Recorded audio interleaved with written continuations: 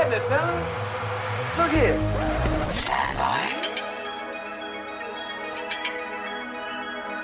One for C-Lab, two for Troy Eagle, three for Wolverine to round out the trio. In this episode, everybody dies.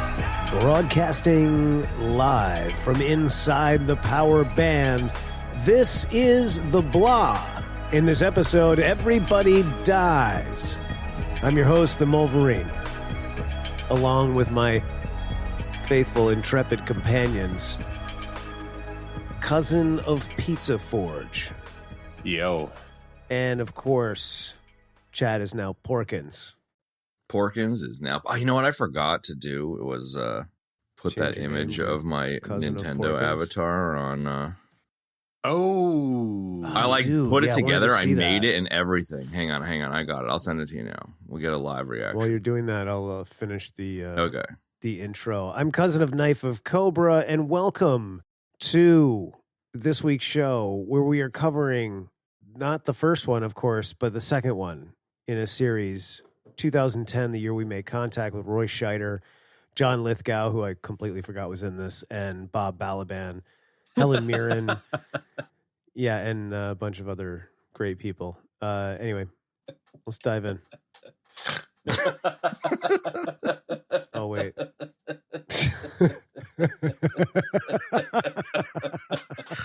You can't tell me that's not amazing. Like, it's good, man. It's really so. For those that missed it, my son made an avatar of me that is worse than Porkins, the fat Star Wars pilot. And he's even wearing orange. Yeah, it's pretty good. Like, he's got this weird 5 o'clock, like, kind of rapey 5 o'clock shadow, a terrible kind of Gomez stash. It's got all of the things. Yeah, there's a lot of things going on there. Out of all of the different things you could choose, he chose the best worst of all of them. And the pose is pretty good. It looks like you're yawning too. Yeah, yeah, with the eyes closed. Yeah. I need another donut. That's great. It's a donut yawn.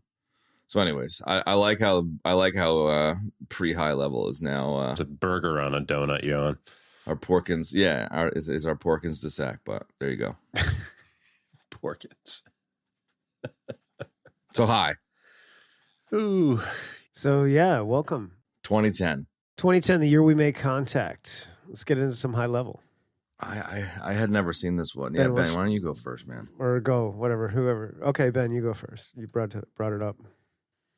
Yeah. So when I was a kid, I was like, wow, in 2010, I'll be 35. Right. Whoa. Like, Jupiter's going to turn into another sun? Whoa. Yeah, this was this was like one that we watched a lot. My dad really took a shine to it. Nice. Really enjoyed Roy Scheider and his portrayal of Haywood Floyd. That was good. You can't pass it up, can you? Can't pass it up. It's a rule. Come on, dude. It is practically a law. Yeah. So it's kind of it's no 2001 by any stretch, but it's got a lot to love despite sort of being a redheaded stepchild, Yeah. It's a great cast and just, overall well done, I think. Just not quite the same cinematic masterpiece as, 2001. But then again, I never really compared them. It's just, it's kind of a different thing. It very much is, yeah. Yeah, this is I think you should sandwich Kev, just because I'm a newbie here. This is a first time watch for me, and yeah, exactly what Benny said. Like it's I don't know, like I guess solid is a decent word for it. It's solid, and the cast is great, and it was awesome seeing Helen Mirren play a Russian. I was like, how the fuck do I know that person? I knew the face, but I didn't put two and two together. Maybe it was the sweet Russian perm, but Yeah, that was quite a Russian permy perm, dude. She mullet going on there. Yeah, dude, it was pretty sick. So yeah, I don't know. Like, I mean, I love Scheider. I love obviously Lithgow, and then Bob Balaban. I've seen throughout the ages. So like the cast is really solid. And then I think an unexpected thing. I knew nothing about the movie. I think I probably tried reading the books at one stage or read the book at one stage. I don't fucking know.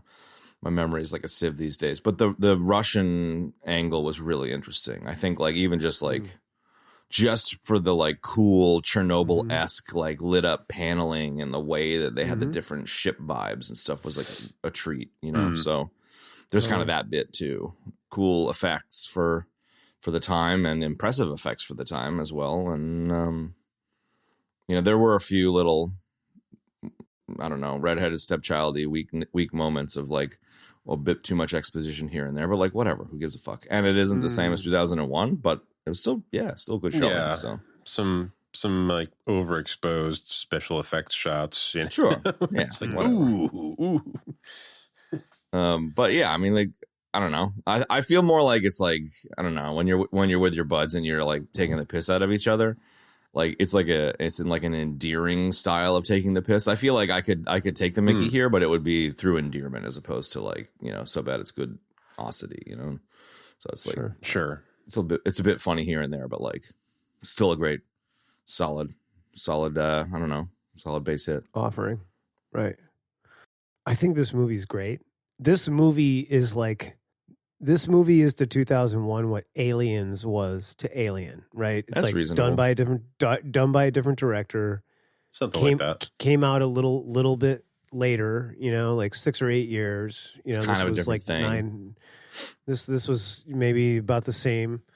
You know, it's like also adapted from the book, right? Because 2001, 2010, Arthur C. Clarke. Like, I don't know. I really like this movie. I forgot how awesome this movie was. I just like, I seen it a bunch when I was younger. Haven't watched it obviously in like probably 20, maybe even 30 years. I don't know. But like, I love Roy Scheider. I mean, who doesn't, right? And it's just so good, man. And like the way they like, I like how they were just kind of like, hey, let's continue the story in a faithful way and, you know, figure out a way to like tie these two like stories together. I mean, I guess it was all in the book, you know, but like, I don't know. I liked it. I think it works great, you know? And it's like, it's not as trippy as the Kubrick 2001, you know, not even close, but I don't know. It's a different director. So I wasn't, it's like, you don't really expect that or want that, you know? And I like what they did with this movie.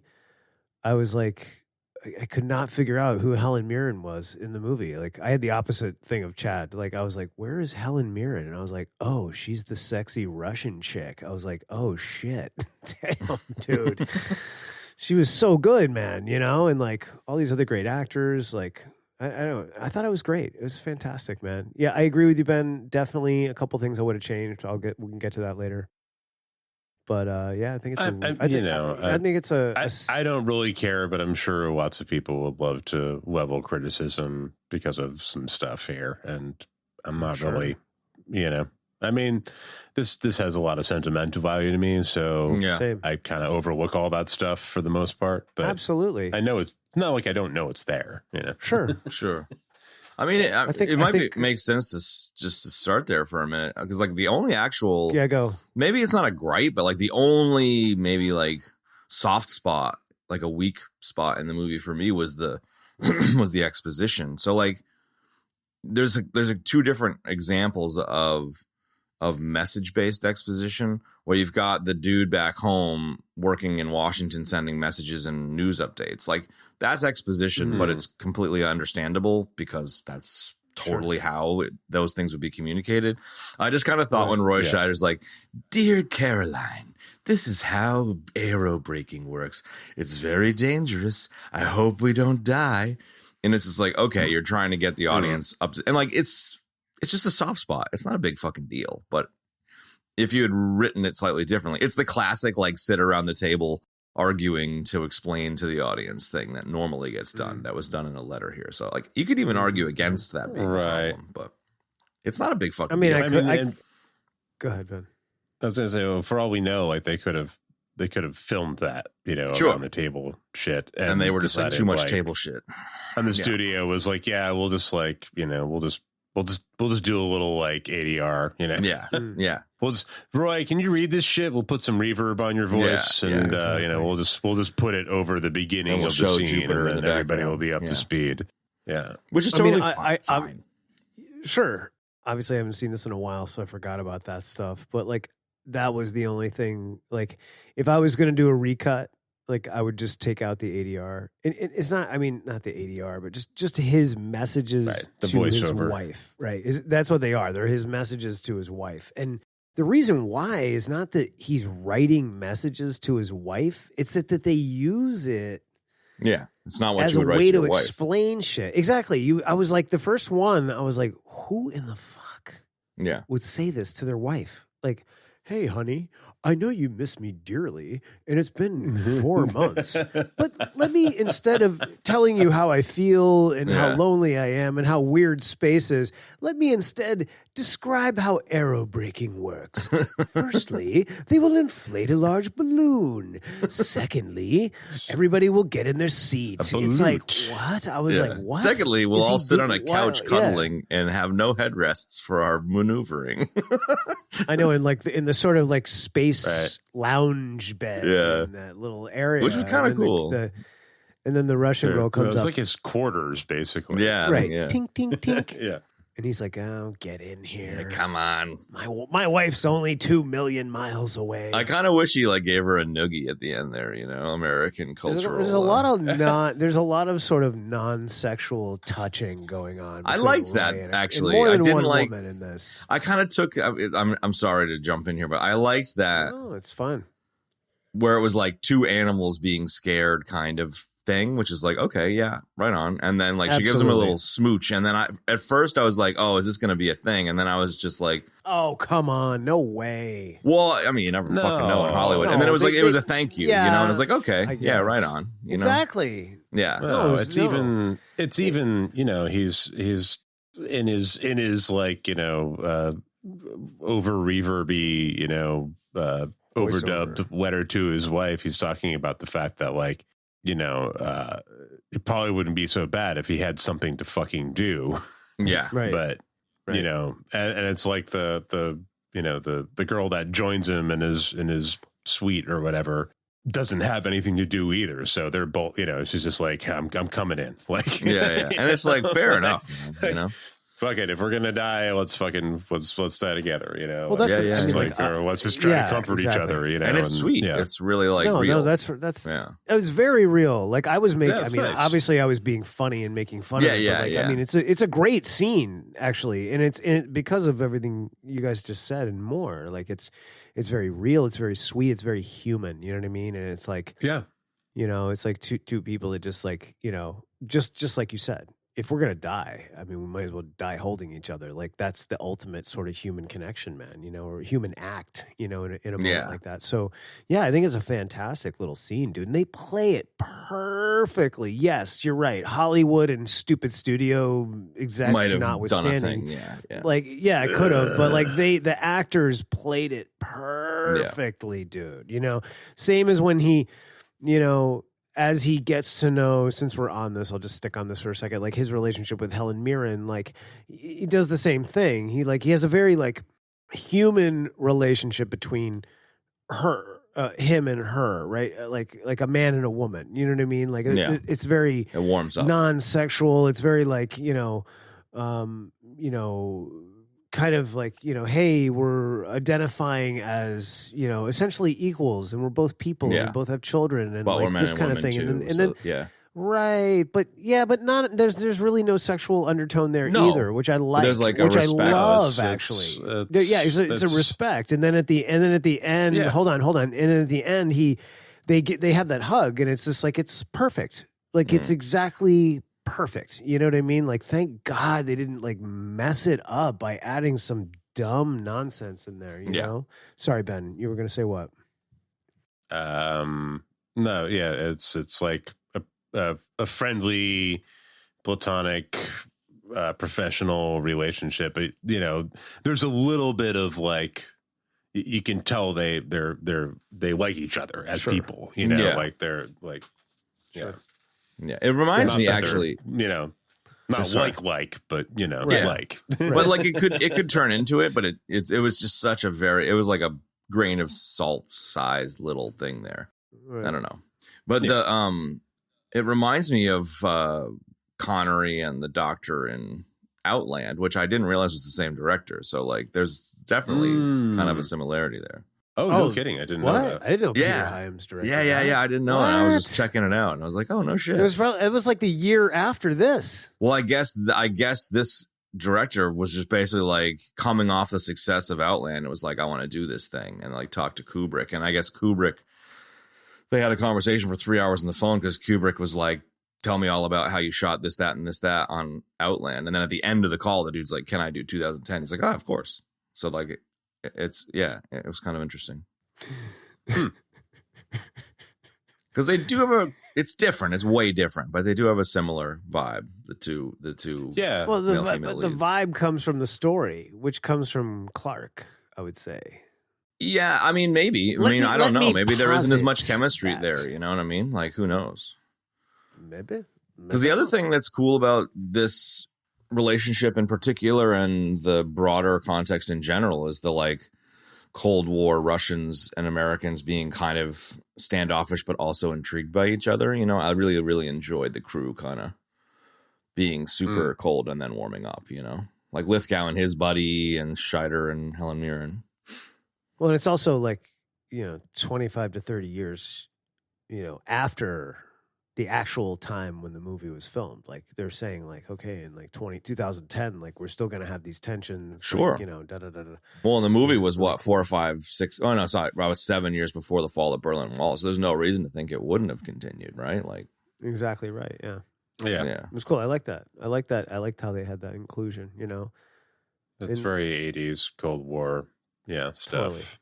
But as an American outside of America, I definitely notice my Americanness, like the kind of stereotypes of like Americans think they're the best and Americans are brash, and it's like it's 100%, like in my opinion, it's 100% true. And I do, even though I'm cognizant of it, I still fall into the trap. You know what I mean? Like the other day is a good example where like, you know, Ethan was talking about K-pop Demon Hunters, and he was like, "Is there like a pop?" And I was like, "What do you mean, American pop?" And then both Emma and Ethan were like, "No, Australian pop." And I was like, of course I defaulted to American pop. And I was like, of course. It's not American pop. We just call that pop. You know, like we're in charge of all music. You know what I mean? It was just like, I just assumed, you know, like it's innocent but funny how it like America is the default to Americans, which makes sense, you know. Of course. Yeah. It's where you came from. So, you know, I mean, it's just funny. How could we not be like that?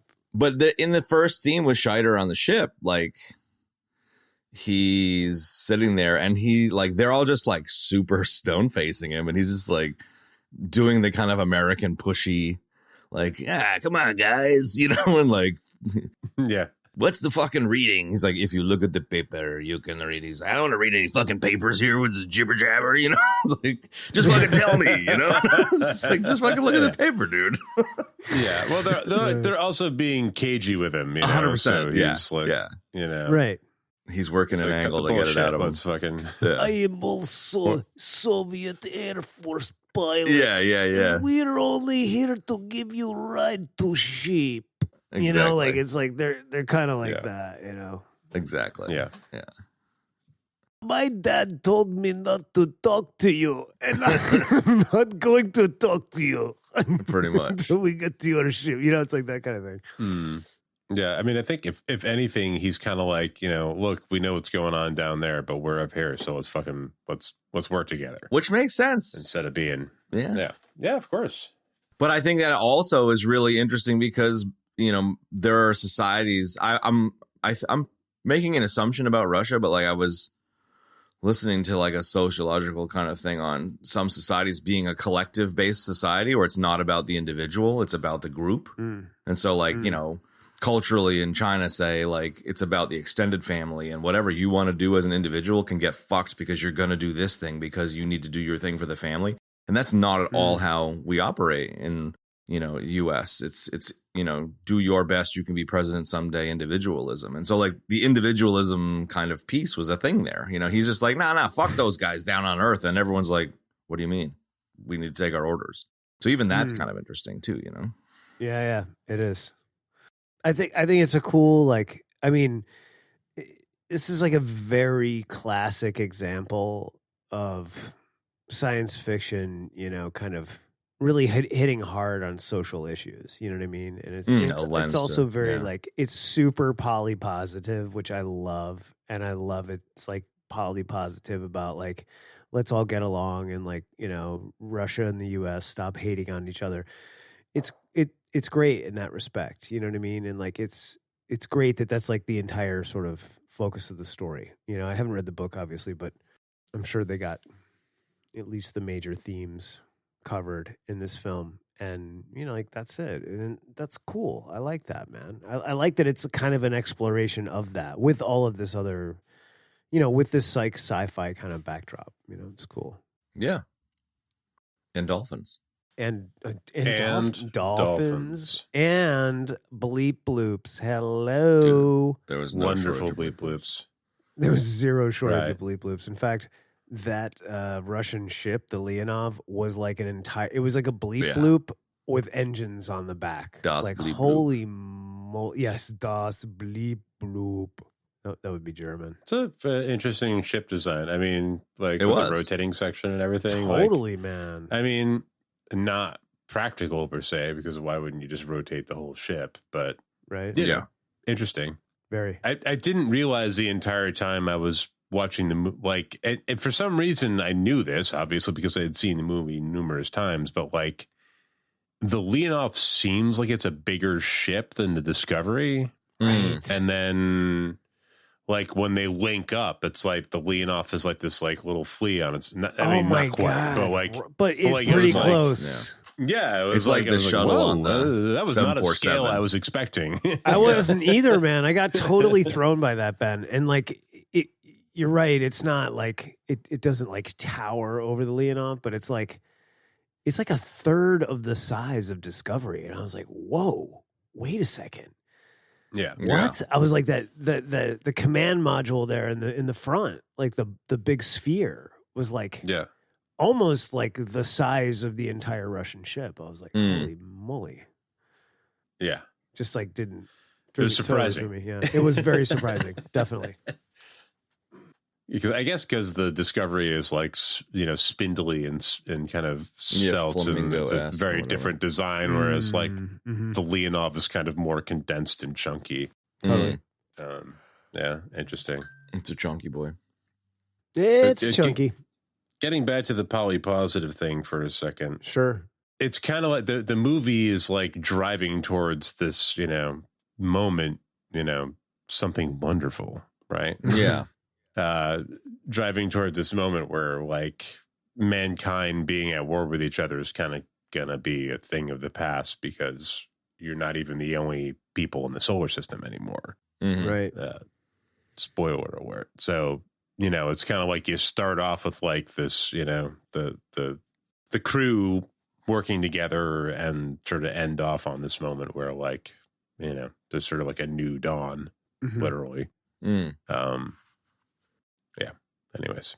No, I think that's bang on. And I think there's like the two things where I feel like 5 years before the Cold War ends and the wall falls, you just want the relief. You've been living since the Cuban Missile Crisis in this like fear the Russians kind of bullshit propaganda fest and real danger. And just like any relief is good relief.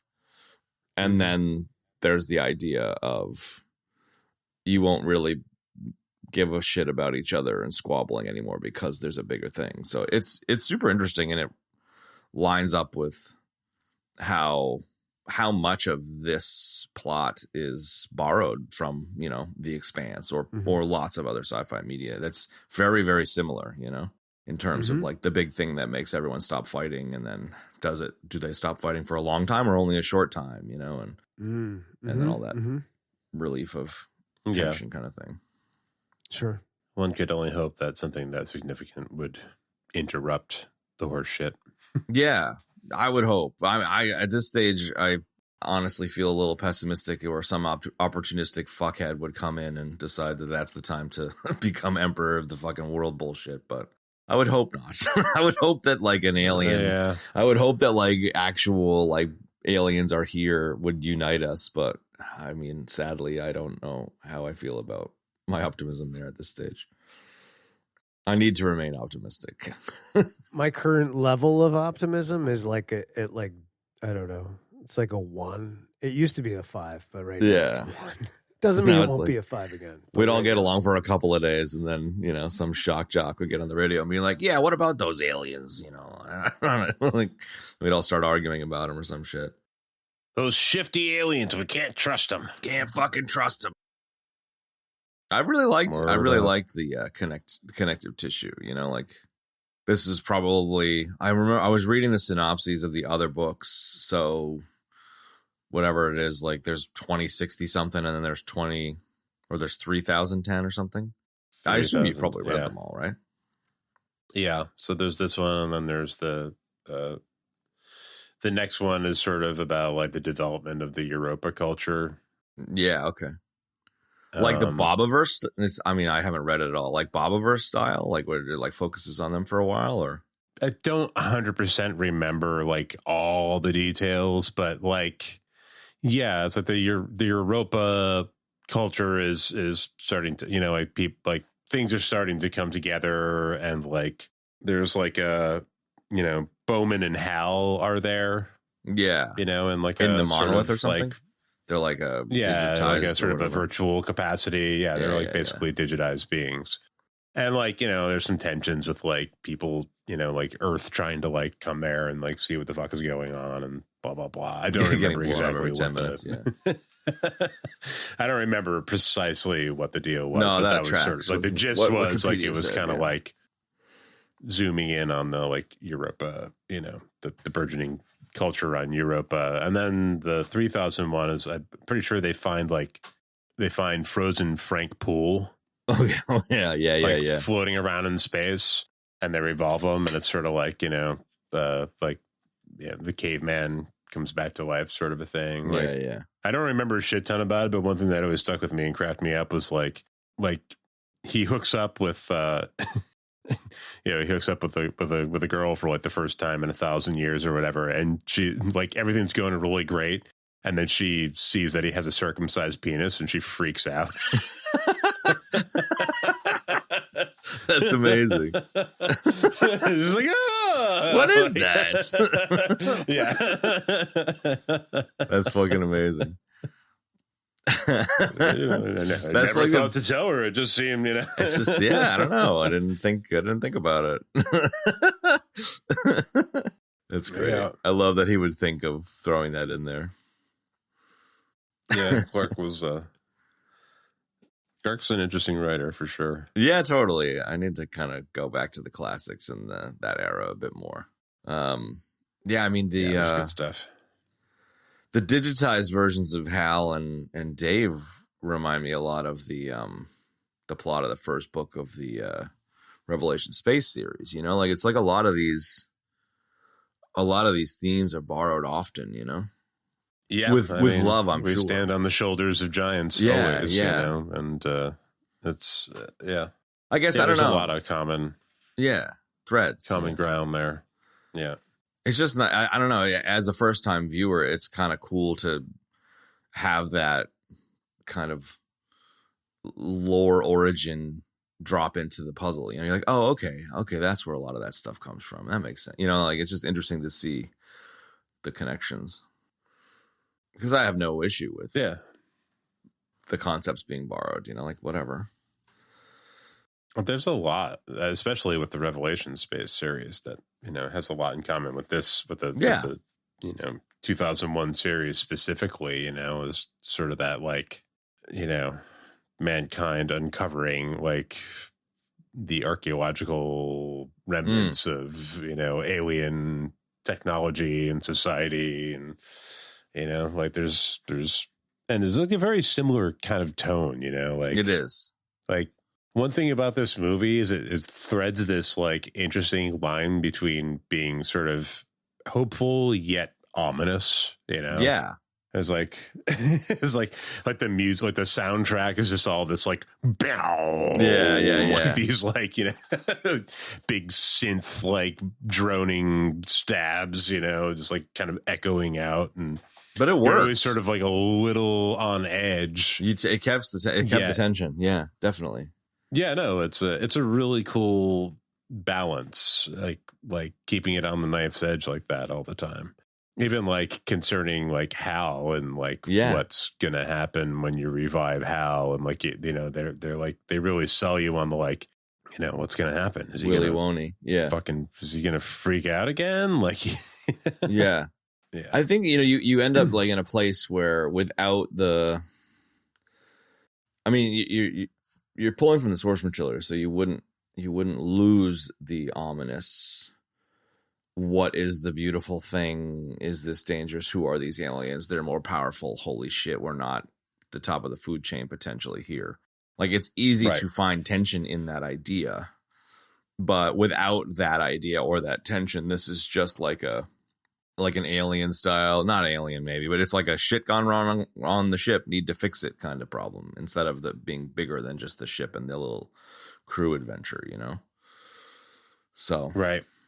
I like that it's bigger than just the, how do we dock the ships together to make it home with enough fuel kind of thing. Like it's just such a I like that that's a minor but important and a little bit of danger part, but it's not the only source of danger and tension, Yeah, they do a really good job of like keeping the tension at a kind of optimal, an optimal, like you're always, every time I watch this, I find myself like not necessarily on the edge of my seat, but I'm like engaged with it. Yeah. Yeah. I'm always engaged. Like there's always some new thing that's like going on where you're like, oh shit, now what? Yeah. And none of it's like some epic, like, aliens are, tearing people apart on the ship or some shit. It's just like these little, like, okay, and now this thing is happening, and there's this edge of tension to it that, like whether it's the aero braking with the balloon on Jupiter, or Max going out in the or the probe, or the or going over to the Discovery for the first time, and like all of it, is even down to like Max taking his like opening his visor up and being like, oh shit, something smells. Yeah. That was just, I really, really liked the Lithgow Max thing. And like Lithgow freaking out and then the guy freaking out. I love their little bromance, that they developed by doing that, And I love Max being like, the same thing happened to me the first time I did this. Yeah. It's like, when was you've done this before? No. Yeah, when was that? Whatever he said. That's today. I'm like, yeah. It's very Russian, or at least the trope of Russian stoicism. Yeah. I don't know. I think similar to our conversation earlier about the realness of Scheider and the Russian, non-English speaking Russian lady kind of embracing as humans. I think Max and Lithgow experiencing that spacewalk as humans was really great. Like Lithgow was just hyperventilating, and the whole time it's like, bro, just calm the fuck down. But like you get it too. You're like, I mean, it's fair enough, but like slow your breathing, homie.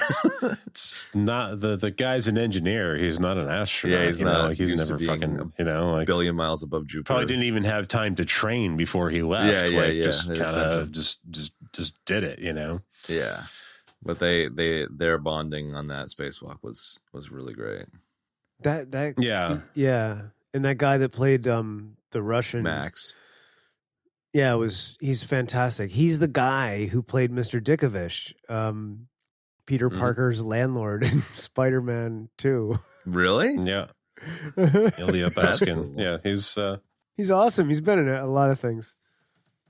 Yeah, he's like I recognized him. I knew I'd like seen him again. One of those character actors where you're like, yeah, that guy. I was just about to say that. I know him. I know. Yeah. Fuck, and then like you're like you're not paying attention to the movie and you're diving into like IMDb to try and figure out what the fuck you know him from. Absolutely worthless rabbit hole. But yeah, pointless. And you're like, oh yeah, totally. okay, well. That was me. Shit, like, I got to rewind this. Hold on. Yeah, that was me since I was like 12, dude. Oh, that's the guy that played the hot dog cart vendor in, Superman 2. That was me. It was so stupid, dude. But yeah, he was Mr. Dickovich. He was great. He's been in a ton of stuff. So yeah, he was good. And he was really good in this. Like just a he's great character. Absolutely, man. Yeah, very and you felt it felt the loss too when he goes. Like he absolutely. Was quirky. And really bringing the humanity and the human connection, beyond the whole like political, sort of landscape in the film, of the Russian-U.S. tension. He's just like, hey, let's go for a spacewalk. It's so cool. Yeah, so easy going like that. Yeah, there's one really interesting bit that that Chris recognized watching this, and it was the fact that pretty much for the rest of the movie, John Lithgow was wearing his hat, was wearing Max's hat. Like he was wearing that little wow. I did not pick up on that. Yeah. I saw that in a nug after. Cool. I didn't see it at the time. It's great. It's just camaraderie and whatever else. Yeah. Tribute. I feel like Please. What? Go ahead. We were talking a bit about how the like existential, what are these aliens talking about? Scary, holy shit, we're not the top of the food chain anymore stuff is an interesting main source of tension, but also the like what's going wrong with the ship and how are we going to get home is a minor source of tension. And then the music also masterfully maintaining the tension. And so like based on that, and potentially you could cut right into here if you want, but based on that, like it kind of makes me think of like in Interstellar, where Interstellar is really just kind of a like, how do we get home? This is fucked. And also there's less of the existentialism, there's a little bit, I guess, of the like fucking bookcase future us seventh dimensional shit. But, and then like you were saying, Benny, it's not the, fighting aliens on the ship thing. But I feel, and like maybe like a Contact, so like Contact is kind of a like, holy shit, aliens. And Interstellar is like, how do we get home? And this one's kind of like both of those things, which I kind of enjoyed having both of those sources of tension. Yes. Yeah. I like that type of stuff, Sunshine. Yeah. Fits in there. Like Mission to Mars fits in there. Oh God, I love that movie, dude. So yeah, there's a lot of cool, like you don't see a ton of those anymore. Red Planet is like that too. Yeah, you'll have the like Gravity and what was the one, Ad Astra or whatever. Like there are some. Ad Astra's probably one of the more either of those newer ones. But. I saw Gravity. I never saw Ad Astra. I really wasn't into Ad Astra. There is a really cool little shoot 'em up on the moon that's worth like YouTube watching. But like, yeah, I really was just not at all into it. I might need to check that one out again. People are. Did you guys? I gotta watch that. Did you guys ever catch the Europa Report with Charlton Copley and? Yeah, I'm pretty sure I did. It was pretty excellent, man. But I mean, that was like there were aliens, right? So correct on I can't remember if it was Europa or Io, same neighborhood. Because like Sunshine for me is like an asterisk because it's got kind of the horror ending. I mean, based on our conversation, I feel less strongly about that. I feel like it's not really a horror ending. It's realistic to the crazy. They sell it like it's supernatural, right? Yeah, like they make it. Yeah. The way it's filmed is like really creepy and like weird, but it's literally just like a guy that's been out there by himself for years going crazy. Right. So it's, you're right. Not, it is sold as it, but it's not. Yeah. Yeah. That's you're talking right. Sunshine. Yeah. Sunshine. Yeah. Yeah. Yeah. As opposed to that other one. What's the other one with old mate from Jurassic Park with like the gateway to hell? Event Horizon. Event Horizon. Yeah. That could be an Event Horizon death, by the way. One of my all-time favorites.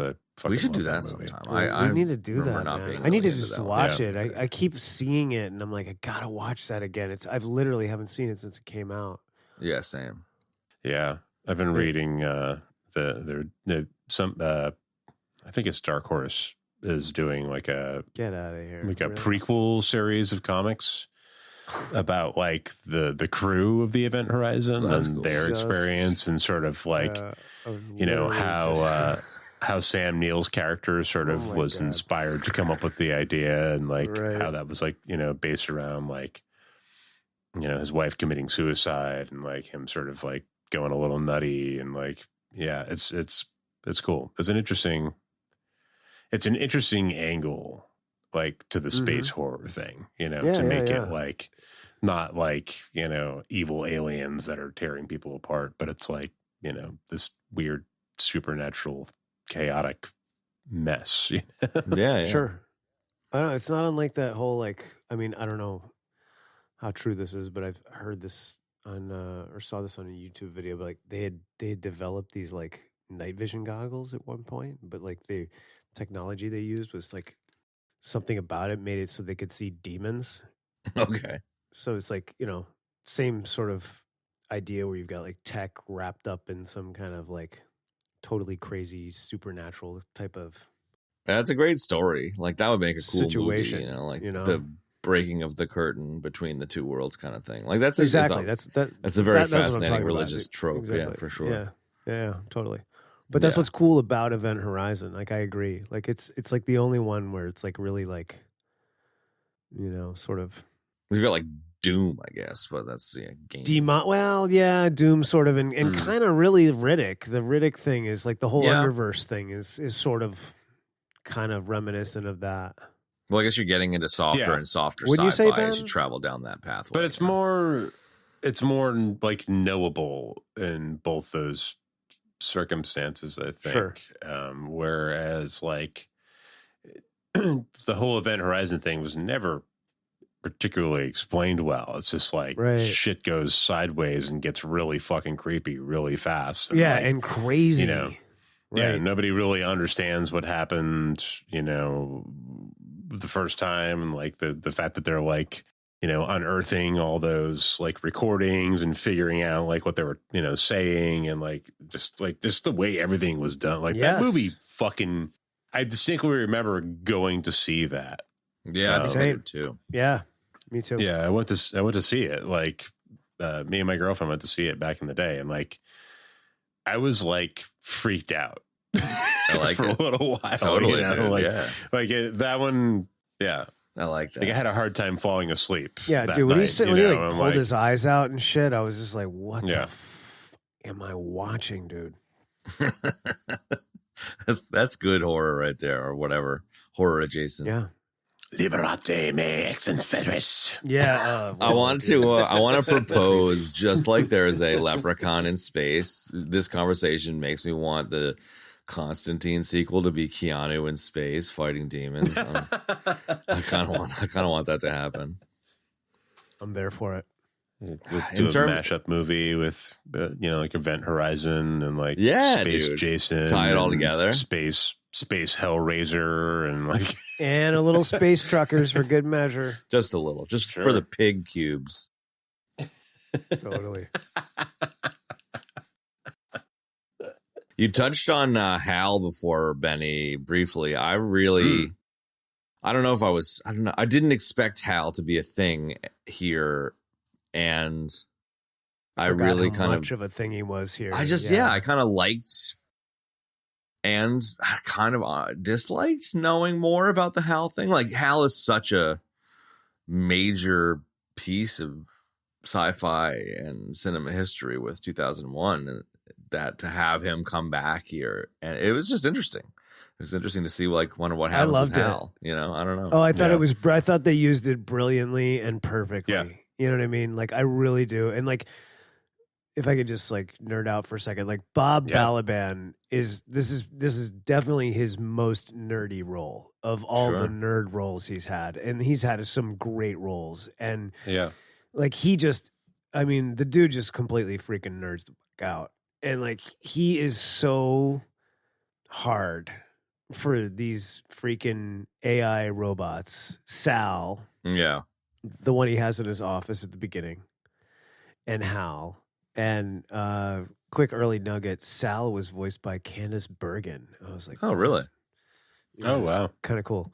But I really like the way they used Hal. I love the way Balaban's character like advocates for the AI and advocates for the robot, and like his whole interaction with him, like especially at the end, like right before they blast off, was like so good, man. And like it's just like he is so committed to that part.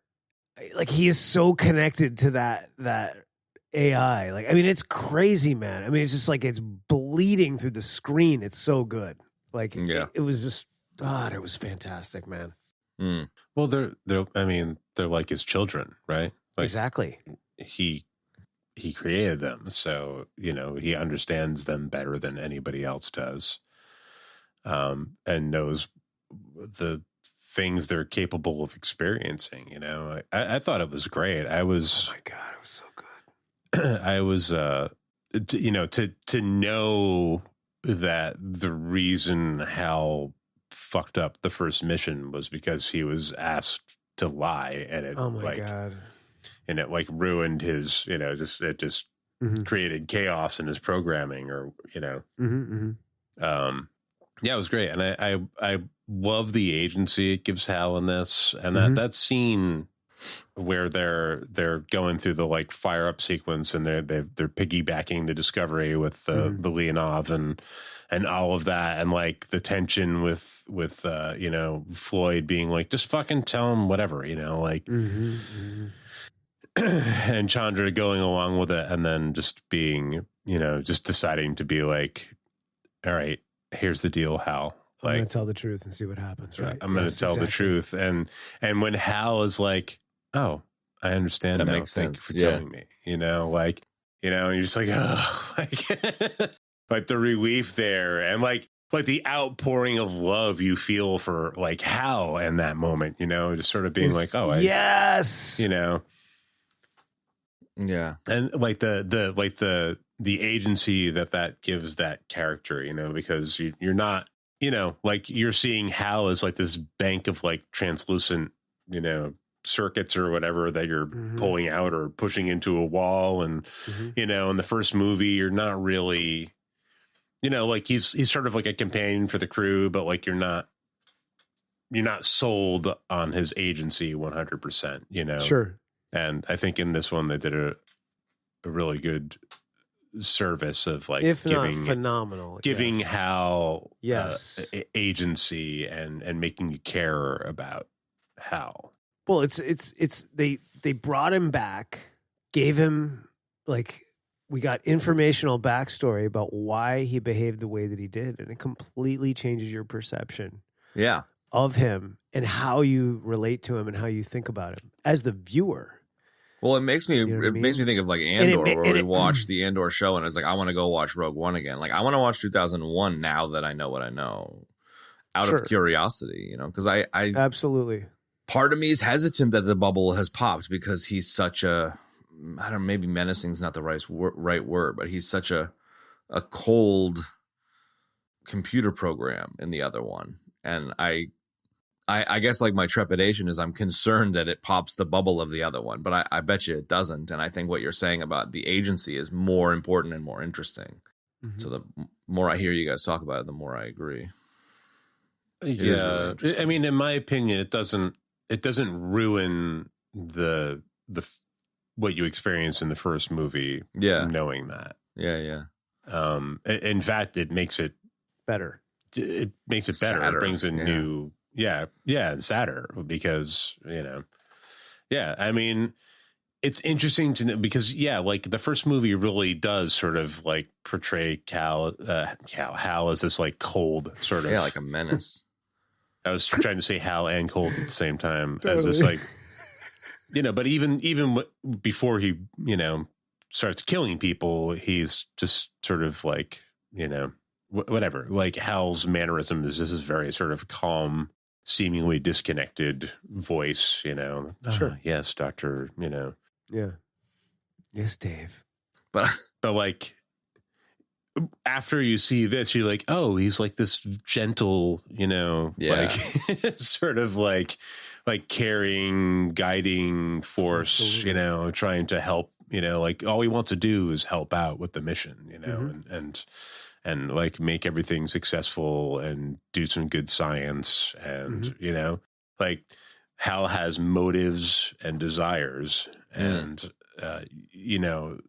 you realize that watching this, whereas you didn't necessarily realize it in 2001. Mm-hmm. Yeah. And if you'd known that in 2001, it wouldn't have sold him freaking out and killing, sort of becoming like an antagonist, Mm-hmm. You're absolutely right. I think it, I don't know, it like expands the original story and expounds on it as well and makes it really, I think it makes it better because there's more information there and it totally changes the sort of the tone, established by the first story. So I agree with everything you just said. Well, and right. we haven't specifically said it, I don't think, but there's an innocence as well. Like he's like a child, like he's very innocent, and you get like I don't know, you get the I don't know about you, Kev, but like sometimes your kid, you'll be like cooking dinner. Your kid's like, "Can I help you cook dinner?" You're like, "Sure." Like, let's have a moment. And then it's like the kid's just fucking it up, and you're just, "Give me the fucking thing, I'll do it." And Hal's just like, Hal's just like, "Can we talk more about why you want me to turn on the lights for you to take your poop?" Yes. And it's just like, just fucking turn on the lights, Hal. Like, right. It's not the appropriate time for pooping. Yeah. Just do the thing. Absolutely. And Floyd's got that vibe. He's like, I don't care what you say, just fucking say it. Just get it done. Like he just doesn't give a fuck, which is fair enough, Yeah. And a quick aside, I love the bit where like Chandra hands Floyd the kill mechanism. Yeah. He's like, I found it like I knew you were going to try something like this. I found it immediately. It was a big payoff for that calculator. There was never a fail safe. Like it was never there. But I really liked the fact that like they really pushed the calculator angle to the point where you're like, well, this is definitely a thing, and then it isn't. Like that was clever. That was really clever. It was really great. Because there's a couple of like that one scene, like sort of towards the end where they're walking down the hall, Yeah, like, even the joke. Wait, the calculator. And he's like, I don't know, I got it right here. And he's like, shoot, man. Yeah. So good. The code really, is really good. big boobs. If you ever need it, just push the... Turn it upside down and type in the code is numbers. 8008. That should totally be like an ADR Instagram video. 80085. Yes.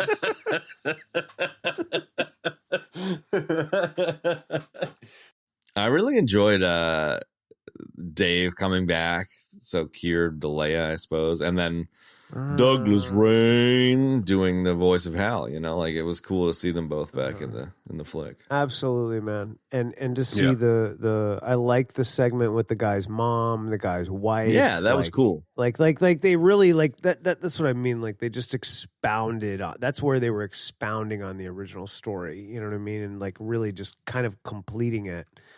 And I really dug that a lot, and it was great that they were able to get those other actors back to reprise their roles to kind of to keep it whole. Because like back in the day, that was way more important than it is now. Like now you can kind of recast somebody, and people are like, and they did with Floyd, smart enough to be like, they did with Floyd. Yeah, Floyd's in 2001. He's the guy that like talks to his daughter on the video phone. Like so. Oh shoot, you're right. I didn't remember that was the case until reading about it afterwards. Yeah, but yeah. Right. They decided to bring it. But I mean, that's sort of like the. I don't know. I mean, whether this matters or not, that's like the preamble, right? It's like the going to the moon and then finding the monolith uncovering the monolith on the moon, and then like when they go out there, like the monolith sends off that signal to Jupiter, and that's sort of like, okay, now we're going. This is why we're going to Jupiter. Yeah, right. So Floyd is sort of like a side piece. He's not a throwaway character, but he's just sort of like visual exposition, I suppose. Sure. Very much, yeah. Universe, it's also the like, hey, this is cool. The Pan Am fucking space station. Look at all these cool, bleep bloops we made. Liquid peas. Yeah, exactly. Which at the time it was very visually. It's a feast, all of that stuff. Oh God, yeah, it still is. It still holds up. It's amazing. Yeah, But yeah, he's very 50s dad in the first one. He's like, hello, honey. Yeah. Hey, Squirt. Honey, I'm calling you from space. Yeah, exactly. On my space phone. While I'm having my space breakfast. Yeah, exactly. They gave me a space smoking jacket on the space plane. That's right, son. Just a couple of ounces of Astro juice every morning, and I'm ready to go on more space adventures. Exactly. 2001: A Space Odyssey, brought to you by Tang. Yeah.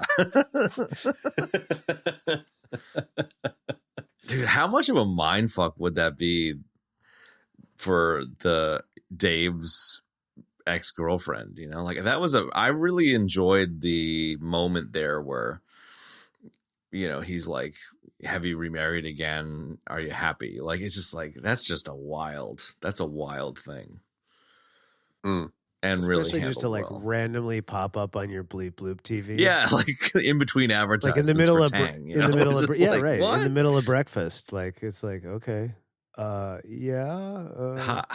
what, Dave? Yeah, a total Bleep Bloop TV. So it's got like a keyboard on the side of it. Sick. Like it's yeah, like what the I feel like if I was really wealthy, I'd probably dial in some of that random ass bleep blooposity. Like instead of people having like a TV behind a mirror, I'd have like a TV in a console with like a keyboard there and like all that kind of shit. That'd be fucking cool like as a hell. Big clickety clackety. Like yeah, exactly. That. Because like just built into the countertop. Yeah. Half gray, half beige. Yeah. Right. I don't know. Like whatever. You got nothing else to spend your money on, you rich fuck. Hell yeah. Yeah, no, he was good. I don't know. It was kind of surreal. Spend my money on shit like that. Yeah, totally. Wait, it was surreal seeing Dave, and like it was surreal seeing the like red suit and like the, him walking through, almost like a ghost.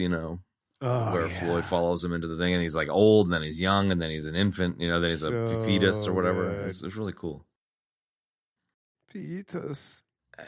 And maybe. Speaking of the space fetus, it was kind of interesting to get an explanation for the "we ran out of money" psychedelic ending of 2001. Yeah, it does provide a hell of a lot more context as to what you're seeing. I'm surprised they didn't end up making the next couple. I guess Hanks was in talks to do either producing or something on 2060 whatever and 3001. Right. I wish they would. Yeah. That'd be cool. I mean, they're classic stories from a classic sci-fi writer. It'd be cool to do like, I don't know, like a 2 or 3 parter, on like a Prime or something. I mean, knowing the way these scumbags are today, they're probably like, we can't make $1 billion off this, so fuck it, throw it in the bin. I mean, whatever. Apple losers. TV turned Foundation into a successful series, and that's not even a book that's like character driven or like it's like this like overarching historical sort of thing where and they turned that into something fairly successful. So it's kind of bizarre that Clark hasn't gotten any attention. Yeah. Gotten any attention since this stuff. And I know, like, I was always surprised to find out that he more or less adapted the screenplay to a book. Oh, really? Oh, for 2001. Yeah. huh. Or they were like done in parallel or something along those lines. Like, sure. Yeah, it wasn't that they decided to make a movie based on one of his books. Like he wrote the book version of the movie essentially. Yeah, right. I like that kind of thing. And then for at that era, and then continued the series on his own. Yeah. So that's interesting. That it was like really more like the intellectual property of Kubrick. Like it was sort of his idea. Yeah. They got, like a really good legacy sci-fi author to basically adapt the screenplay. So crazy, man. Well, I just like. I always assumed it was the other way around. Yeah. Same. Me too. Yeah, it's just very savvy at that time to have that foresight. I think. Savvy. But I really like the monolith as totem for the alien that wants you to develop as a species. Like it's very much hinted at in 2001 that the monolith in front of the apes kind of brings humanity into the fore, but it's very much plainly stated here and in the synopsis of the other books that it's very much the case. It's like, these species go around trying to find the most likely species to be intelligent and help them along the way. Sure. And it's it was similar to some of the other books, like a Bobaverse, or what was the other one I was thinking? Oh, the Prometheus stuff, with like the engineers. Sure. I was going to say it's almost like a reverse of, like in the Revelation space. Oh, they're like books, the Reapers. There's the Reapers. It's like they're almost like the monoliths are like reverse Reapers. Yeah, that's super interesting. They're like, instead of like finding civilizations that are like at the brunt of a certain technological, burgeoning dawn of a new era for them that would cause them to expand into the universe, and then killing them, they find potential beings that can be like shepherded into a galactic community or whatever. Yeah, it's I prefer that. Yeah, totally. I don't think dystopias work. I think utopias work for inspiring people. I think dystopias do. Just considering everything I've seen in the past 10 years, all dystopias do are make people run, towards the doom. Nihilism. People are like, "Oh, it's fucking cool." Like, people don't understand at all. No, like, they don't. Fucking neuromancer's cool. And it's like, no, it's not fucking cool, dude. No. It's a fucking warning, you dumb fuck. Don't. Yeah, it's funny. The people that are like, dude, anarchy. It's like, do you understand how the fabric of society, if it gets torn, how fucking bad it goes? Like, just chill the fuck out and go for a walk in the park, man. I still don't think they see it, man. Even with like all like the crazy like riots and then whatever's protests and whatnot getting more and more intense here, it's like you're just watching it on TV, and it's like they still don't really get the gravity of it. You know what I mean? Or like anything beyond that. It's like just like you said, Ben. It's terrible, dude. Don't. Yeah. And there's a difference between a crowd going bad, which is an interesting phenomenon, and a society going bad. It's like, if the shit falls apart, bro, it's not a fucking good thing. Yeah, no. It's wild. Yeah. And the dystopias are written as a warning sign. Exactly. And, like, hey, this is what happens if you do this. And, people clearly don't fucking understand that. So, well that's like Dune being written as a warning. I think it's not even that complicated. I think people are just that dumb that, like, they were, instead of being like, oh my God, somebody's trying to warn us, they're like, cool. How do we live there? Those are cool cars, man. Oh, so I mean, Mad Max isn't a blueprint for society; it's a fucking warning. Yeah, exactly. Well, and that was that Frank Herbert was saying after Dune's success, everyone was like, Paul Atreides is awesome, man. And he's like, bro, I wrote this as like this is what happens when, the prophet gets eaten by its own religion, like, don't look up to Paul Atreides, man. Like, right. Yeah, Dune is famously one of the most misinterpreted 100% series of all time. This is it's misinterpret whatever, however you want to slice it. People are just like, they just love like that type of shit instead of being like, somebody wise is trying to warn us. Yeah, they're just like, it's so cool. Yeah. Well, I think like, the Reaper thing that we were talking about a minute ago, it's kind of like there isn't three buckets, but like you've got the alien species that goes around destroying other species and taking their shit, War of the World style.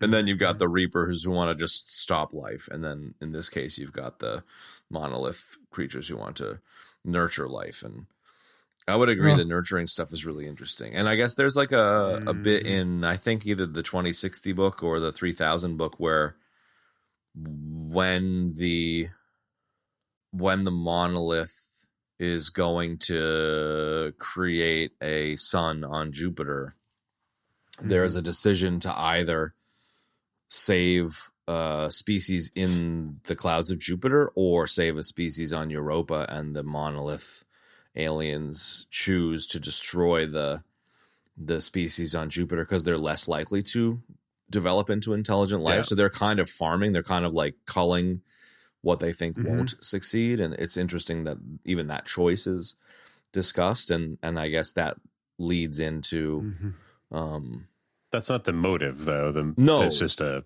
it's a thing by dint of circumstance. There happens to be Yeah. It's not a motive, but it was interesting because I guess in the later book, the 3001 book, it becomes clear that because humanity's fucking around with European species there, that like the same decision will need to be made in around 1,000 years between humanity and the Europans. And like, maybe the monoliths will be like, humans, you're fucking things up like you're going. So like, even just that's kind of interesting too. It takes away from the utopia stuff, but it's kind of interesting. It's different set of motives than like, corporatocracy. Yeah. Well, it's the ultimate motive. It's like, do we deserve to continue living, or are we just fuck ups, as a species, like it's a broader question. Yeah. Yes, we do. I agree. Unequivocally. Yeah. But I suppose that's like alien character as proxy for God's judgment and kind of, in the Christian bent or something. But I think maybe it's like, I like this. Maybe I don't know if making the other ones will then take away from this, because I like this one just being like a positive thing. Sure. But probably similar to what you said before, Ben, where like 2001 isn't tainted by Hal's development here. It's probably the same. But it could. Yeah. I mean, look what happened with like. I mean, it's kind of interesting watching like what's happened with like the Star Wars films, right? Because like, the original trilogy came out, and we all grew up with it, and we were like rah rah rah, right? And then the prequel trilogy came out. We were like, this is the worst freaking thing ever. It sucks. Everything sucks. You suck. I suck. Lucas sucks. Everybody sucks. And then the sequelogy comes out, and all of a sudden, like I brought that up. Maybe the prequels weren't so bad. Yeah, I was like, oh, dude, these prequels are these sequelogy movies are making the prequels look fantastic, man. You know what I mean? So it's like you really don't, you never know, man. It's like if they ended up doing it, it could make it even better. The love for 2010 and 2001 even better, or it could completely tank it. Who the hell knows? You never know. Just based on what we've seen with Star Wars, What? I'm not so precious as to say somebody shouldn't try. Yeah, same. I agree with you, man. Somebody should definitely. I mean, with the quality of the amount of actors there are out there, really good ones too, and just the number of people making stuff, especially stuff like this. Stuff like this is so hot right now. It's like, why would you not do it, man? Well, we touched upon it recently many a time with Marvel / Star Wars conversations where I was precious about not making shit Star Wars movies or whatever back in the day, and now it's just like I'll just disregard the shit ones and take swings, and hopefully we get a good one, you know, like. And I think that that's a healthier perspective that I think you brought to the table, Ben. And it's just like, fucking take a swing, and if it ain't good, it ain't good. That's fine. Whatever, take a fucking swing. That's it. Totally, take there. a swing. We'd rather have the swing than just a bunch of like, you know, engineered garbage, dude. Which is what we've gotten time and time again in many situations, you know, from various different places and studios, whatnot. Yeah, but I mean, this is an existing IP. It seems like just the type of thing Hollywood would fucking glom onto, right? Fucking do it, and then completely fuck up. It's at least different from the shit we're, you know, being inundated with now, and you know, and not all of it's bad, you know, like. You know, I've enjoyed the hell out of some stuff that's come out that's, you know, been part of larger intellectual properties. Sure. Recently, and maybe that's like a signal of like a turn towards improvement, things being better. I don't know. Hopefully. But yeah, I mean, variety is nice. So why not do something with this? It's proven. Abscess You know, dude. Yes. I don't think this movie was a particularly large success when it came out, but I would imagine that like it's done pretty well with like, you know, it's had a good life in post theatrical. Yeah. You know, in terms of like rentals and DVDs and sure. You know, I think it would have been considered a failure today, but in the time it wasn't. Like it doubled its money, which now is not enough. But back then it was like top 15 movies of the year. So, which is interesting. There you go. I remember looking at the budget and being like, oh shit, it's kind of a bomb. And then it was like, this is actually considered a big hit. I was like, oh, okay. In a time where you didn't need to be $1 billion movie. I kind of like. I mean, like, you know, I kind of missed that. Me too. Big time. To be honest. Big time. What? When you didn't need to be $1 billion movie? To be considered a box office success. Yeah. You know, like just like, you know, 100x the cost of your movie in order to be a success. Like that's just, you know, that just makes the gap so small in terms of like what's going to get made or what's going to happen. Absolutely, man. I couldn't agree more. Yeah. It's like, you're right. It's changed so much. I mean, the stakes are so fucking high now. They've raised it way too high, dude. You know, it's like this. It's like everybody's got like scrapper lock about making money, dude. You know what I mean? And it's like everybody wants like the $1 billion franchise. It's just greed. Greed is just a problem right now in general. But like, that's absolutely. One place where it super manifests is like these. But go ahead. No, I was going to say it's almost like in any other financial sector, you would think like, oh, this is a bubble, right? Mm-hmm. Sure. You know, when things are like that high stakes. So, but yet you don't hear like, oh, the film industry is a bubble. I mean, I guess because like compared to everything else, it's still probably not that much of a percentage of markets or, you know, GDP, but you know, it could be a bubble. Like pop the bubble and then like, you know, things will go back to normal and we'll just get some shitty movies and some good movies, but people will just take chances and make stuff instead of like, you know, rehashing, you know. Well, and new people will come along, you know, like will rise up, like new people with money will come along and finance projects, you know, like whereas before they couldn't finance those projects because they were not like, you know, in the system, you know, or in the know or sure, you know what I mean? Where's the modern equivalent of like canon, you know? Yeah, exactly. You know, like exactly. Some like wacky, you know, you know, 80s film just production like company kooky, that just pumps out these like schlock, sure, absolute whatever. Schlock, you know, but every once in a while there's like a gem in the turd, you know. Yeah, absolutely, dude.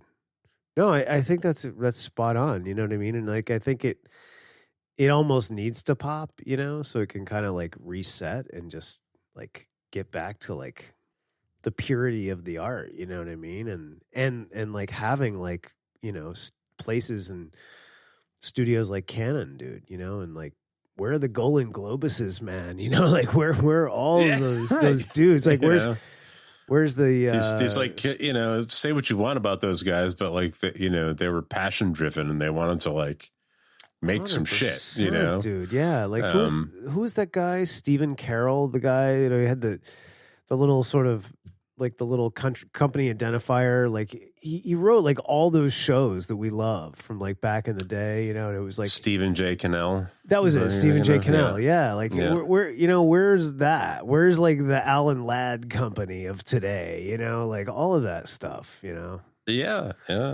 That's. I guess, you know, I mean, maybe the jig is that, like, you know, people back in those times were like, I want to fucking do this and I'm going to make a bunch of money. And then, you know, they didn't.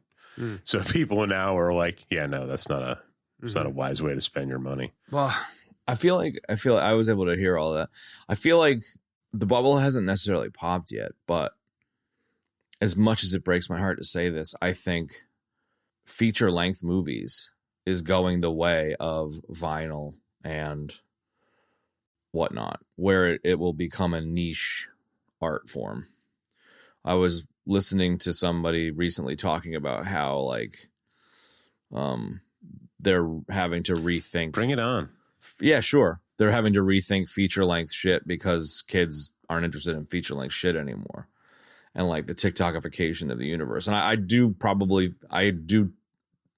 begrudgingly understand that the medium will change with tastes and attention spans changing.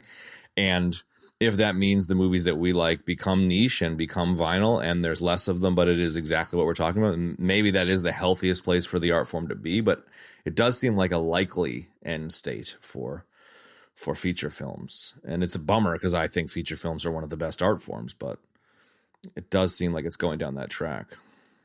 Things swing back around, you know, like people, the universe has a way of keeping itself in balance, you know, and like when people like when online retail got like really crazy, started getting really insane a few years back, you know, everybody was like, dude, freaking brick and mortar's dead. Nobody's ever going to go shopping again. And then it's like, and then now you've got people that are just like, dude, I'm sick of ordering shit online. Like I want to go touch shit. I want to go see stuff. You know what I mean? Like, so things always have a way of like sort of rebalancing and coming back around. And I think like I was listening to, I was doing a little scraping this morning, and I was listening to a Oliver Stone interview, and he said something really cool. He was like, he goes, if another movie was never made from today on, he goes, there's so many films. Yeah, that's interesting. There's so many tens films, of thousands of them that you could watch them forever and ever and ever and still probably never watch them all. He goes, there is so much stuff out there now. And I was like really taken back by that, because I was like, wow, he's right on, dude, you know, and like especially coming from a guy like that, you know, it's like wow, it's really, really cool statement, dude. And he's right, you know, like there's so much stuff out there. So it's like, even if, you know, like it's like that format is not working, right? And it's like, you know, they just kind of start dwindling it as our generation starts to die off, you know what I mean, in the next 20, 30, whatever years. There's enough movies to sustain us for a long time. Yeah. Oh, strangely enough. Talking with some of the peeps we went away with on the weekend, and they're all like our age, with maybe more teenager-y kids than my young kids. And I guess, and maybe this is the same over there, but I hadn't heard about it yet, where the teenagers over here now are collecting CDs. Like CDs are a big thing now, and cassettes. And like, it's, I mean, like on the one hand, did you say I love yes, it. Ben? Yeah. Physical media in general is like on the rise again. On the one hand, I love it. And on the other hand, I think it's really funny. This is like collecting CDs. It's like, dude, okay. I mean, like it's kind of not the best form of that media. Like maybe try vinyl, but I think the physical, like I think like one of the things that that I just wish I could share with all younglings is the idea of like, you only have 5 CDs with you, so you only got 5 things to listen to. It's none of this Spotify serving you shit kind of thing, you know, like the experience of intentionally picking a CD is way different than just being served music, you know? 100%. Because like, go. No, so that's part of I think that's a huge part of it. And I think it's like I feel good about that. You know, I feel good that people, like young people are like, fuck this shit. I'm tired of this. Like, you know, I'm tired I'm tired of the fucking machine telling me what I want to listen to. Yeah. Like, I'm tired of like, you know, buying a track from iTunes that I don't really fucking own. You know? I'm with you, man. I feel like they caught on quick, and I'm really happy about that. Yeah. Yeah. I mean, you know, we've talked a lot on this show about like, you know, the convenience of like the way everything works now is amazing. Like it's fucking amazing. It is. But something is lost. Like something is something really important is not there with that. Yeah, the soul, man. You know, there's, you know, just the intentionality of like, you know, you have your music and you're like, you know, you can identify what you want to listen to by looking at it. You know, you don't have to like type a thing into a search field, you know. I don't know. You're spot on. You're right. We have talked about this just being able to hold something, look at it, and you know, like there's touch it, and something, feel it. There's something there, dude. Like you used to. There's like something very magical about that you don't have with all that. Even though it's like so fucking amazingly convenient, and it is, and just you know, like just great in so many ways. You know, like it takes no space up. Like you don't have to have a fucking shelf in your fucking you know, house for this fucking physical media that, you know, to organize it and fucking set it up, and you fucking dust it and like totally like but yet I don't know, there's something to that.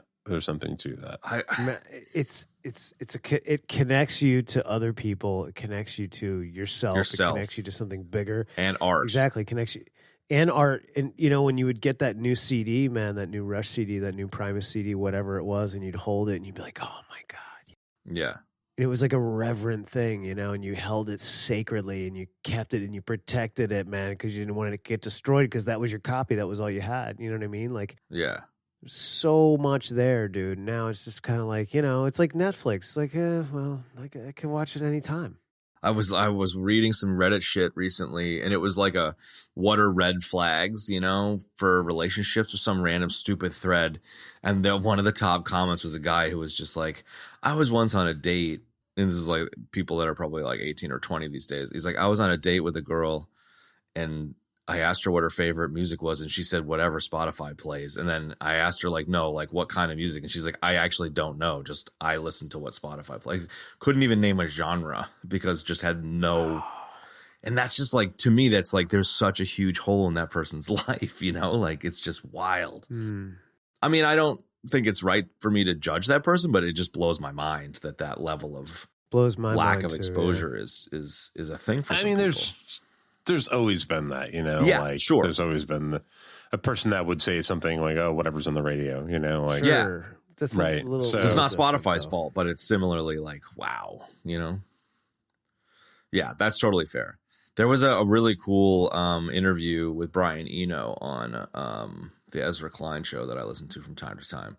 It was really interesting. It was talking about art and music and stuff that rhymes a lot with what we're talking about. It was very, very worth a listen. I'll check it out. Yeah, that was cool. Going back to like what you were talking about with like movies maybe going the way of the dinosaur, like and maybe in favor of like like short form shit. Yeah. I don't know that I 100% agree with you, because it seems to me like more what's happening to movies is they're becoming longer form shows. Yeah, maybe. Right. I mean, as in like they are shows. They're turning into long form shows, like limited series, like that type of thing. Is that what you mean? Well, yeah, like the art form seems to be changing into something that's not necessarily short form, but like even more epic, right? Like, I mean, yeah. There's a reason why people are paying exorbitant amounts of money to like not have commercials on every fucking streaming service. Yeah. It's not because of their movies. It's usually because of like their original series, right? Like everything from fucking The Sopranos to Game of Thrones to, you know, like you name it. Like, I think, you know, I mean, so if it's going one way in one direction, it's going the other way in the other direction, and both things seem to be equally, to have an equal gravity field, right? That's for really interesting, because maybe what I'm actually talking about is like the theater experience. You know, like maybe just for the sake of I don't know, is like I really love the theaterized feature experience, and that's clearly dying for both of those reasons, I think. And I don't know, maybe my definition of like if feature length films is to be compared to digital photography, making film photography super duper niche, I guess what I'm saying is it seems like the theater experience, sit down in a movie without too many pee breaks, is very much going to be nicheified. And I totally agree with you that it's like there's short form and long form, and there kind of isn't room for medium form anymore, you know? Or I could see that just really going away. I don't know. I hope not, but I don't even go to the theater very much anymore. And I'm a huge buff, you know, like it's just so goddamn expensive. I've been trying to go more. Yeah. Recently I've been trying to make more time to go see something when it comes out. And matinees are only $11 here. Well, at least when I go to the place down the road, and I love it, man. It's like $11. Sure. I'll go spend $11. I have $11 even when I don't have $11. Yeah. I mean? Like that's cheap enough. Well, I just want to get my kids into it too, you know. I want to like Ethan's old enough now where we've started watching some stuff, you know. Like the other night, I don't know if you guys have seen it, but there's it was actually a little bit advanced for him, but there's a claymation film, Mary and Max, with like Philip Seymour Hoffman in it. It's honestly like it's a fucking jaw-droppingly good movie, but it has some pretty mature themes in it, you know. And it was really interesting watching it with him. Like he was upset from time to time. Like there was like some sadder moments, you know, like the main character gets suicidal at one stage. And so we ended up having a conversation about that, you know, and like, I just really, really am looking forward to sharing some stuff that's like that, you know, or like going and seeing, we went and saw the new Superman, you know, like even just that kind of shit, and just like going with him more and like kind of nurturing that love for cinema with my kids. My kids love going, man. Like they you know, like I remember. It's not going away too soon, man. No. I agree with Ben. I agree. I wouldn't lament it, you know, it's not. It's because as we get older, we may see it slow down. Sorry, but I don't think it's going to go anywhere too fast, you know. Yeah, I think also it harkens back to what we were saying a few minutes ago, like just like physical media and all these other things coming back. Yeah, it's the other thing where people are just like, whoa, you know, like. Yeah, going to the movies is cool. It's fun. It's like, you know, the experience. You can't do anything else. There's nothing else to do. Like that's the ultimate. Yeah. Like even more than your house, where you're like you have to sit there and watch it, man. So like if there's anything that's like the old days where you had to sit and watch it, it's that, you know. Well, yeah, and that. Sorry, it sounded like you had something before that, Benny. He did. So one of the interesting things about COVID was it really reinvigorated people wanting to go to theaters again. Yeah, you know, like the minute, like, I mean, for me, I was like, yeah, I want to go see a movie. Like, really, what I wanted to do was go see a concert. Like, I was like, I was just like bawling at one point. Like, fuck, I may never get to go see a show again. Like, you know, like I hadn't been to see a show in a long time, like before that, you know, like because been a priority, totally. Well, you know, like living where I live, it's like on the island, it's it's hard. it's a proposition. Even if your concert ticket is only $30, you're still going to end up spending like $500. Yeah, to get off. So just to, so, it had this effect where it kind of ended up reinvigorating that. Like as soon as people were able to go out and do shit, they're like, let's go fucking see a movie. Yeah, let's go. Yeah. I don't know. I see like drive-ins like cropping up, like sort of pop-up drive-ins like happening in places again. And, I'm not sure that it's on the decline. Yeah. It just might be more like homespun, like more underground. Yeah. Maybe the actual point is that it's not going to be the juggernaut that drives the profitability, which is probably a good thing. Cause then it's like, it gets to the things that we were talking about a little while ago about like the niche studios doing their thing. Studios like Canon and shit. Exactly. Just like make a bunch of really awful, shitty movies, but there's like, again, there's like gems in the turds, Yeah, totally. So, well, like you'll trip and fall onto a Mandy or something, like. Yeah, absolutely. Yeah. I'm curious if it's the same for you guys. Like for us over here, the dollar is a little bit weaker, so the cost of living is really kind of fucked everywhere now. And one of the things over here that's really is like the restaurant business is really struggling, where like you can't really fucking own a functional restaurant anymore because of the cost of food, and like the cost of going out to eat food is so much that you're just like, I can't go to a restaurant, dude. I can't spend like fucking $200 to go out with my girl or some shit, We're not there yet, but we're definitely heading there. Yeah, and it just like it like somewhat eliminates a social outlet. It's like I really actually resonate with what Kev was saying about like wanting to go and buy stuff physically, and it rhymes with going to the movies, it rhymes with going to a concert, and it rhymes with like going to dinner with friends or family or whatever. But it's like prohibitively costly. Well, I think what it says is like, if a restaurant situation becomes too costly, then maybe it is the matinee, that is the place. Maybe it is the walking through a mall kind of thing. I mean, one of the more interesting things that I'm sure we must have talked about from time to time is like the idea of the third place. So there was like, the idea of the third place is like you've got home and you've got work and you need a third place. And back in the day, it was like my grandpa was in a bowling league, or like my dad was in the Rotary or some shit. But with the advent of social media and whatever else, like there is no third place anymore. And so people are very isolated from each other. And I feel like the matinee or the restaurant or the whatever is a form of third place, like needing that place to go and connect with other humans, whether it's your friends or not. Absolutely. I guess like I have band practice and playing out and occasionally visiting the Shack. Yeah, the Shack was a third place for us for a while, for sure.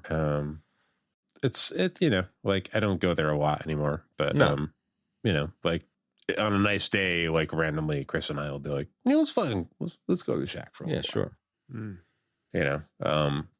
Yeah. I mean, we don't spend a ton. Like we have pretty simple tastes, so like we don't spend a lot of money. But yeah, we'll occasionally go. Like we don't go out to dinner. Dinner is just even ordering out not worth is ridiculous. Yeah, it's so ridiculous. Like get just like, oh, let's get Thai food, and it's like $100 for like 2 entrees and a fucking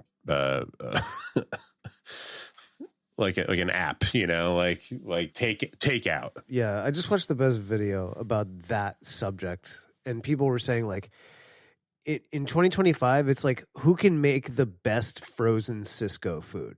Yeah, like that's what a couple people were saying in the video. I was like, that's so fucking spot on. It's like nobody even cares. It's like they're just trying to make money. Like they don't care about fresh ingredients, local ingredients. Like what? It's so like that, and it's so absurdly expensive, man. But even if it is a restaurant that is handcrafted, it's even more prohibitively expensive. Exactly, it's too expensive. Sorry. What was that, Ben? Some people do, but then it's even more prohibitively expensive. So, you know.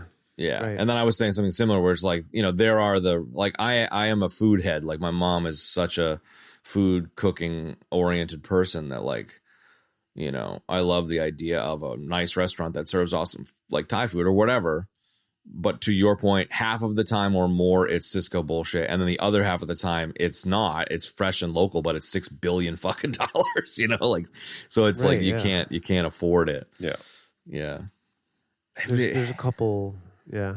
There's a diner. Like I'm going to go take the kids to the diner around the corner tomorrow morning. And it's like, I can feed them and myself for $30. And the food is those are the best. Phenomenal. Like my grandpa used to take me to the diner. It's like, it's fresh. And this is like a crusty little diner right in the village in Sandy Hook. And it's like, you know, it got taken over like 5 years ago under new management. It's like the food is incredible, dude. And it's not cheap, but it's not retarded. Yeah. You know, where you're just like, what did I just spend my money on? You know what I mean? It's not like that. They're doing some interesting stuff. Like this is a cul-de-sac and a half, but like Travis Kalanick, the former CEO of Uber, has been doing ghost kitchens for a long time, and they're doing like robotic kitchens. So regardless of how anyone feels about it being good or bad or ugly, it's an interesting idea where it's like, if you like, they're doing these ones where it's like humans go in and prep the food and then put all the stuff where it needs to be. And then all of the things are assembled by robots and then sent out like Uber Eats style. And so like, again, just for the sake of conversation, who gives a fuck if we like it or not? It's an interesting thing to discuss because it's like the assembly and the cooking to not fuck it up is the hardest part. And so if you could get a consistency level of the portions all being exactly what they need to be and the ingredients being pre-prepped, you end up with like that Coke machine where you can make your own flavor, where it's like you could order like I'm paleo and this, that, and the other, and I only want this, and it will like craft you the thing, you know? It's just like, it's a really interesting space that maybe is good, maybe is scary, maybe is bad, but like, it feels like food is also really going to change soon because you can't go to the restaurants anymore. They're too fucking expensive. So there's going to be this whole new kind of paradigm, you know? That means that like things like Uber Eats and DoorDash and Grubhub, they're all going to start to crash out soon as people start going less. You know what I mean? Like, and it's interesting to see. It's going to be interesting to see how that goes, because when I watched that video the other day, I was like, this is so spot on. Like I hadn't really like spent time like thinking about it actively. I mean, I just kind of know it, you know, like when I go around and you know, when I go out, which is rare to eat, it's like, Jesus, dude, what the fuck? Everything is so expensive, you know. And everyone's got the same shitty frozen French fries that taste like shit. Right, exactly. Yeah. So like as I'm listening to that video, it was like, wow, these guys are spot on. This is exactly right. This whole thing sucks. Like it's all terrible, you know. It's like I'd rather pay less and just get some low end like bar food, you know what I mean? But I think you know, based on that, it's like, you know, all these side things that are supported by that or support that will start to crash out as well. If that goes down like that, because I do think people are sick of it, and it's like I'd rather sit and make food. Like even tonight, like we were supposed to go, there were people get together with their kids and they, you know, pizza in the park. I was like, I don't want to do that. Dalton was like, dude, make chicken fried rice. I was like, let's do that. And then we're doing it together. Yeah. And now it's like a thing, you know, and now it's like a whole night of adventures. You know what I mean? Sure. We're having fun. I'm teaching them how to steam rice. We're goofing around with the cats. The dryer breaks. We're going to the laundromat. We're coming back. You know, just like that. That's like life. That's it. That's life. Like that's it. You're not isolated. You're not any of that, you know? Like we're goofing around with the laundromat person. Like that's it. That's all the things we've been talking about. It's like connection and this and that from the movie to beyond, you know? Like that's that soul of things that we're talking about that seems to be missing from everything. You know what I mean? It's like human connection, human interaction, and the cool energy that comes from those interactions, you know? Sure. So like, yeah, I don't know. Yeah, I mean, like that robot kitchen stuff is interesting because it's like it's dehumanizing some of the food stuff, but it also potentially unlocks other stuff, like, a celiac can't go to restaurants and could have like shit made for them. That's, like there's interesting stuff there. I don't know how I feel about it. Right, but it's like, I don't know. I don't know how I feel about it either, but I think the important part is humanized, right? You got to have people like picking and making and prepping and touching the food. Like, and then they put their energy into it when they're doing that. That was the first thing I thought of when you said that. You know what I mean? So it's like, then if you have robots delivering it, it's like, okay, so what? The important part's done, Sure, you could add another step where you're having yet another human interaction, but, So, I just read a book by Annalee Newitz called Automatic Noodle. Oh, sweet. And it's about it's a fiction book, but it's sort of about this group of human level intelligence robots that were all sort of developed for different like tasks in like a sort of like a U.S. Civil War time. One of them's like a straight up military robot. One of them's like a search and rescue robot. Another one's sort of like a factory assembly robot. Another one's sort of, I don't know, maybe like a receptionist sort of, okay, front end of a business robot. But they, all these robots sort of find themselves like out of a job when the war is over, and they're all living in San Francisco, and California is sort of like separate from the United States, and they decide to like give robots like a limited citizenship status, like they're not allowed to do a bunch of things, but they're sort of allowed to do some things. And they kind of end up in this ragtag group together, and they decide to they were all working in a restaurant already, and the restaurant got shut down, and they got shut down with the restaurant essentially. Like literally turned off. The military grade robot like wakes up and like gets everybody else up, and they're just like, what are we going to do? And like the two most passionate robots about food were like, I want to do this, and it's about these like, like HALs, these robots with agency that decide to like kind of like go against the rules, and like they like hack shit and figure out a way to like continue the contract with the space that they're already in, and they like they reach out and they make deals with people to get ingredients and stuff, and they make this like like authentic like Chinese noodle restaurant where like the noodles are like hand pulled and yeah, sure. They end up creating this like in the face of a bunch of like anti-robot sort of sentiments and like racism, like these people that are trying to like take them down with like Yelp reviews more or less, or the equivalent of more or less because it's a robot owned and run restaurant, right? But they end up creating this really cool, like people, like it doesn't stop people from coming, and like initially it's like a takeout place, but then like they end up like creating this really interesting space for like people to come into and sit down and eat, and like for robots to come into, even though robots don't eat, they still come in there because it's just like a space for them to like hang out and like after hours like do like robot stuff. Like it's like really hopeful, cool, that's really story, cool. Like sort of I mean there's a lot of there's like science fiction. Good science fiction makes parallels to of course the real world, etc. But like like watching 2010 and seeing HAL and all that stuff makes me think like maybe it won't be bad, maybe AI won't be bad, maybe it'll just be this thing that wants to coexist and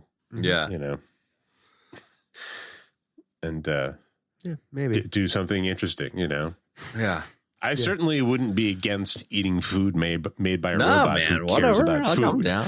You know, I don't know if I'm in for like. I don't know if I'm down for like mass-produced food per se. No, but, yeah, you know, exactly. No, the Cisco bullshit can go fuck itself. Yeah, yeah.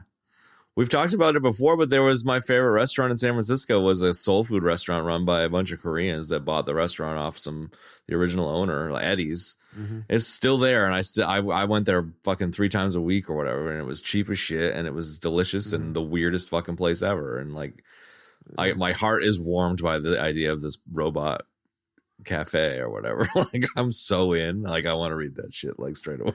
I recommend it. It's I'll check it out. It's not particularly long. It's a pretty quick read. And it's just like a taste of a universe. It's like a little Heinlein kind of shorty that just you want more, but I love it. And what's it called? Analog Noodle? Automatic noodle. Automatic noodle. Yeah. Automatic Noodle. Annalie Newitz, it looks like. Yeah. That's Annalie awesome. Newitz. I love that. Yeah, it's really good. I enjoyed the hell out of it. Yeah, I don't know. It's just it's like a good underdog story, Yeah, yeah. I like that. Something different too. It kind of reminds me of Stray. I've been playing this game called Stray. Stray's awesome. Yeah, Stray's great, dude. So that was like a game. Like I have I don't really have a ton of time to play, and of course it's hard to rip me away from City of Heroes, but like I have a bunch of stuff on Steam, and it's just like I'll just grab stuff when it's on sale, and then like. I did a thing with the kids where me and Ella picked a game that just her and I would play. And then me and Dalton did the same thing. And Ella wanted to play Stray. And man, is it fun. And it's very much like that. It's just this whole weird sort of futuristic city, inhabited by these robots, dude. And you go around and you talk to them. And you're a cat. Yeah, and you're a kitty. Yeah. Good stuff. Yeah. Let's wrap this up. I want to go. Yeah, no good. No worries. I mean, I love this conversation, and I love where it's wandered. Yeah, we've gone a little far afield. So we've mined. But I think ending up at Automatic Noodle with the HAL stuff is the right it feels like the right type of cul-de-sac. So sure, I don't know. No, absolutely. I mean, everything we're talking about is relevant. And even when it's not relevant, it's relevant. From a Bits and Bob's point of view, I think like shouting out the dolphin pool house with Madeline Osborne from what was it? The Chevy Chase flick she was in. The Funny Farm. Funny Farm, that was dude. her. I fucking love her, man. Yeah. You love that movie. Shout out to her and shout out to Funny Farm. Absolutely. And fucking dolphin feeding. and he's like, hey, 80s. It's dinner time. Stop feeding the fucking dolphins. Come over and I'm going to tell you that I'm leaving for years. She's like, I can't fucking believe you're going to space and you're going to fucking leave me here alone. He's like, all I could think was like, babe, I'll let you turn the house into a fucking aquarium. Like, totally. It's my turn. Right. It's kind of like it's kind of a weird bunch kind of a thing. Like almost crossover, because then like Roy Scheider did Sequest DSV, which had like intelligent dolphins in it as well. Totally. But I love the kid who's like, where are you going, Daddy? And then it's like, why is Mom not hungry anymore? And she's just like staring out the window, and the wine glass fucking smashes. Like the poor kid has no idea. Yeah. I like their little jogging pedal. Yeah.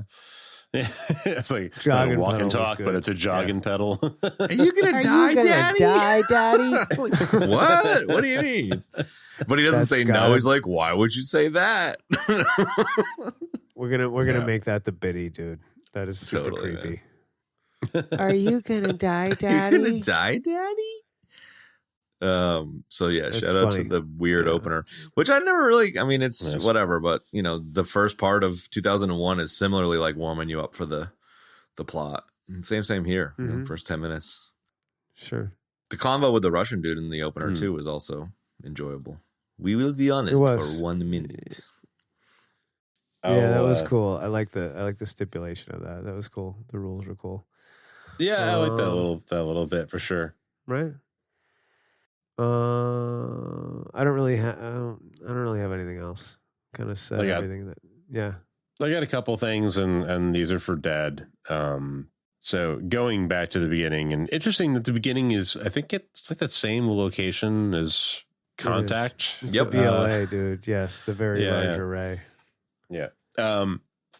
So, after Roy Scheider has his little convo with like the head of the Russian space contingency or whatever, he goes in and he taps on the computer for a second to find out like what the fuck he's talking about. And then like, you don't show you what happens, but like he sees what happens and he's like,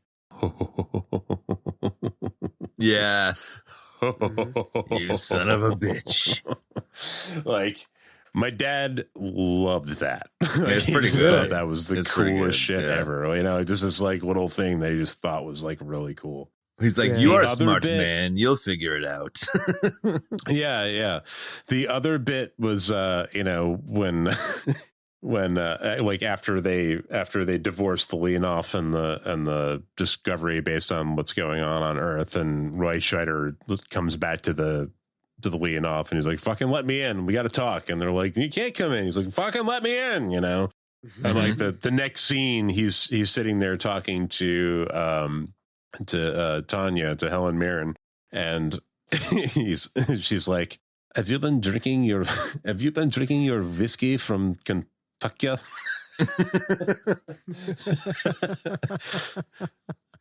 I love that little. And he's like, Kentucky he loved that. Like, he thought it was hilarious. It was great. Kentucky. I love that. Kentucky. I like that too.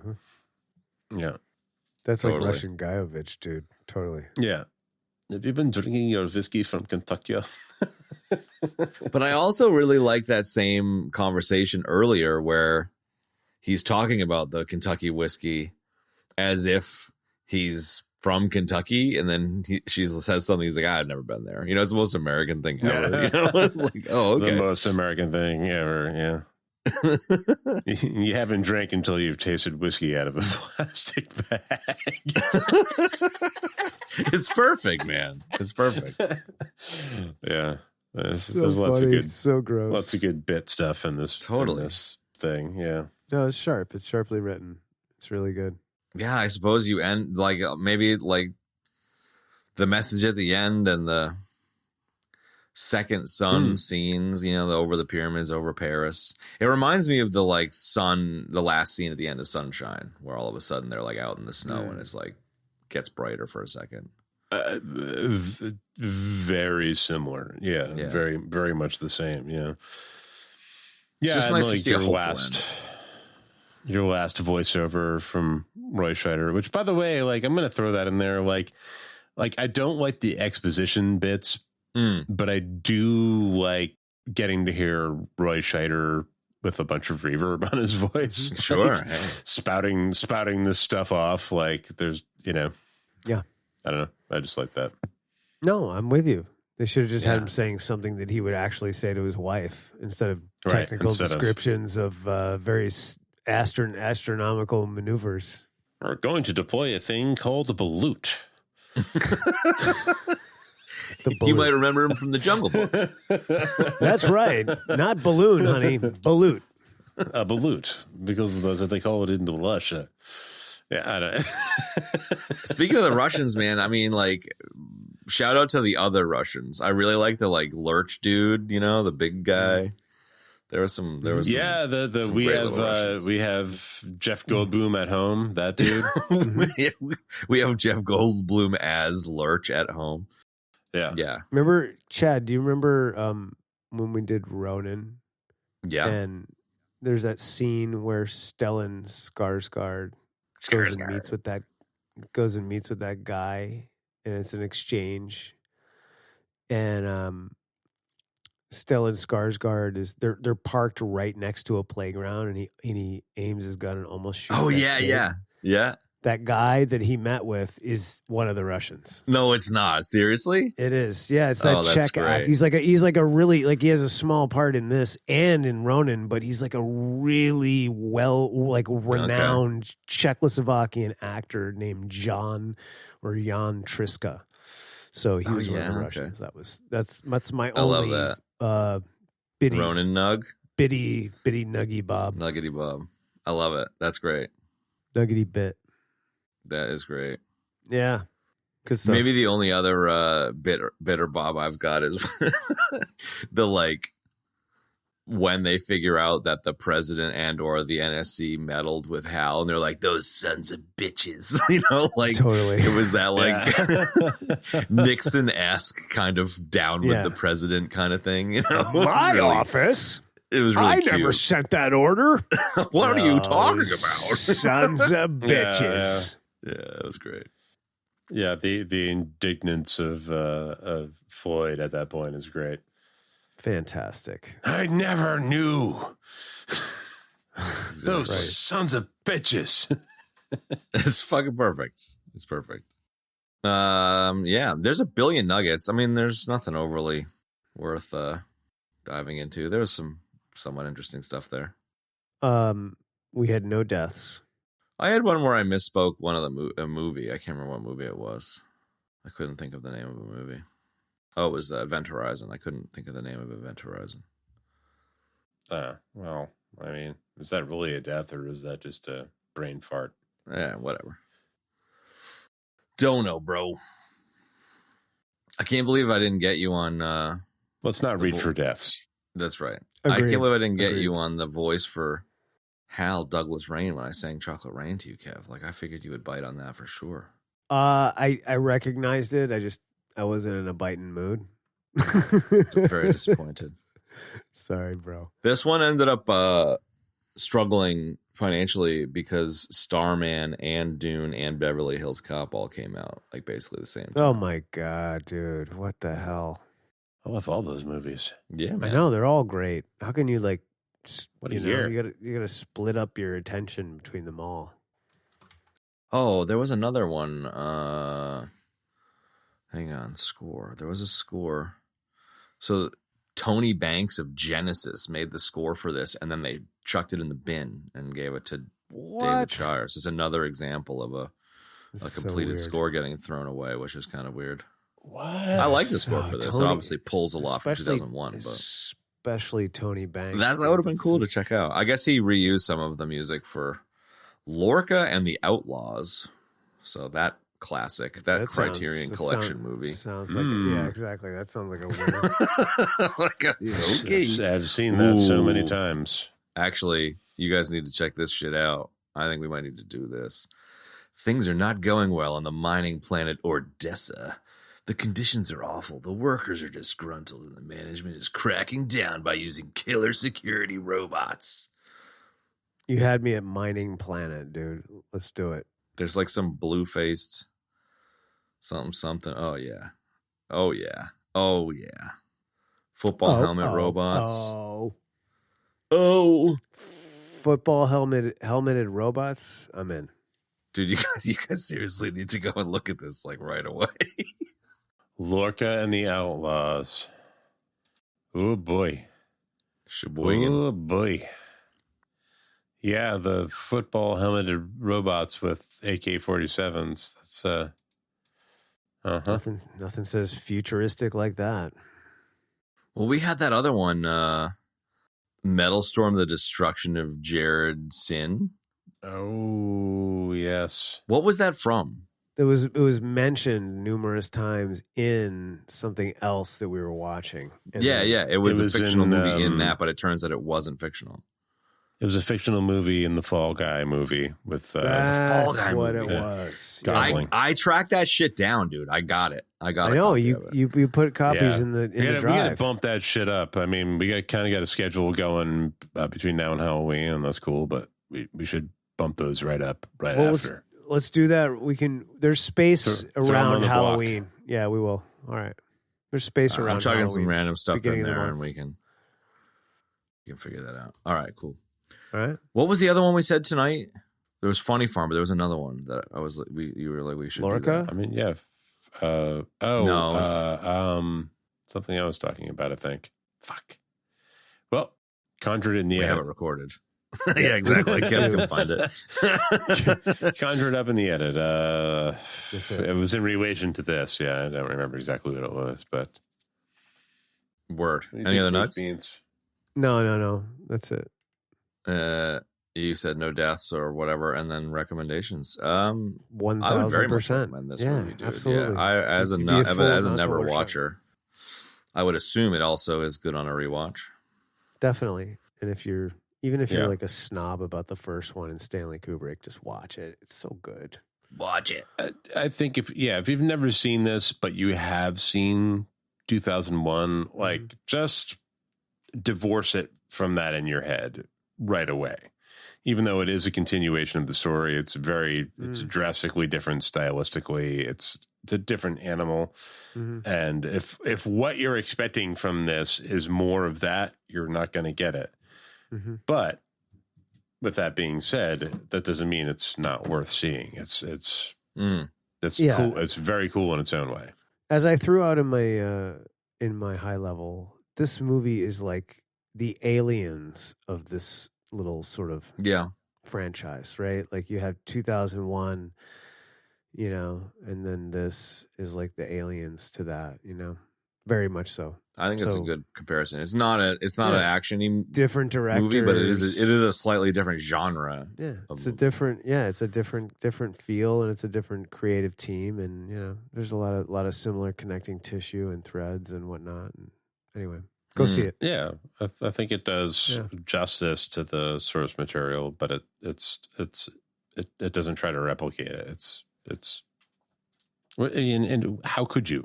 Right? Like, how could you replicate 2001? That's that's an anomaly in film.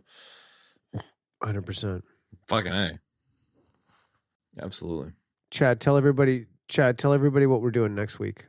Next week, we have a twofer, and you and I are doing a special cut of Jason Bourne, The Bourne Identity. Wow. The first Bourne movie. That'll be so great. If anyone wants to prep for this, here's how you do it. Video. Here's how you do it. Essentially, there was a YouTuber that had an idea of if you skip all of the CIA bullshit and just stay with Jason Bourne, does the movie function? Yes. And is the movie interesting / better? Maybe. And all you do is just watch the movie, and when you get to anything that's not a Bourne thing, just skip ahead a few 10 seconds at a time. And stay tuned next week to see what Chad and I found out. I don't know. I still think it's boring. Jason from Bourne is boring. Cinema Sticks. Yep, turns out the movie still works without all the exposition is the name of the video. Cinema Sticks. So even if you don't watch the video, check out Bourne with your fast forward button. We'll get excited for that. And thanks for joining us for 2010, and we'll see you next week for Jason from Bourne. The Bourne Special Edition. That's it. So long for now, folks. Bye. Bye. Bye. And that's going to wrap up this week's episode, folks. If you'd like to check out the show notes, you can do so in your podcast app of choice. Or on our website, ebd.fm/episodes/322. If you'd like to support us, there's a number of great ways you can do so. You can do it on Patreon. You can also tell people to check out the show, and you can also rate us and review us. All great ways to help support your favorite podcast. And if you'd like to join us on social, we're on Instagram at EBD Podcast. And that's it. Thanks for joining us for 2010, the year we make contact. We'll see you next week for the Bourne Twofer Special Edition. So long for now, folks.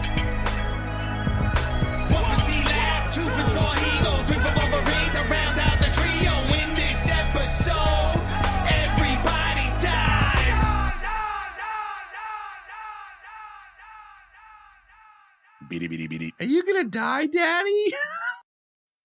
Yo, somebody was telling me that the Tron Ares soundtrack, the Trent Reznor Atticus Ross one, is out and it's fucking banging. Have you heard it at all? I haven't heard it yet. No, I haven't. That's encouraging because I watched. I'm looking at the vinyl right now. Are you? Have you listened to it? Is it good? Yeah, it's really good. Nice, really dude. nice. I'm so fucking pumped. Yeah, it's a score and then it's a soundtrack. So there's some songs that have lyrics. Sure. Oh yeah. But then there's some like sort of thematic stuff that's like very self-similar. It's like the same kind of theme, but like done a little differently. Not that that's bad if you like listening to movie music, but it's a little less like the the Daft Punk sort of thing, where like it's a little more like Scottish. Well, yeah, I don't know. I mean, the Daft Punk thing is scorish, but it's like there's a lot of different stuff going on. Whereas this has like a bunch of different stuff going on, but like there's a certain sort of like theme that kind of keeps coming back, and there's like a similar melody line, but like everything else will be like interchanged in different, like I don't know, it's hard to explain. Yeah. It's very good though. I enjoyed the hell out of it. A leitmotif. Yeah, cool. I have abused the Tron Legacy soundtrack. I put it on my machine less than a year ago, and I've got 207 fucking listens to the album. So I listen to that. That's my working music album. I love that fucking album. Yeah, this is it's on par, but it's different. Yeah, which I'm down with. I mean, I love Reznor and Ross, so I'm fully optimistic that they'll do a good job. Their stuff does get a little samey sometimes, I find, on some scores, but other times it is a home run. So yeah. So like the initial song where it's like Alive as You Want Me to Be, I think is what it's called. The first time I heard it, I was like, nah. But the more I've listened to it, the more I really like it. Nice. So if that's your like introduction, I would recommend you take it with the give it a few. I like those kind of ones where sometimes it takes a few listens to get into an album. So I'm totally cool. Yeah, it's grown on me. So and then like the rest of it is great. And there's like just as a listening experience, there's some stuff that happens on it that's like production wise unlike anything I've really heard. Like this crazy kind of like weird like building staticky kind of shit that like sounds like there's something wrong with the recording almost. Okay. And it like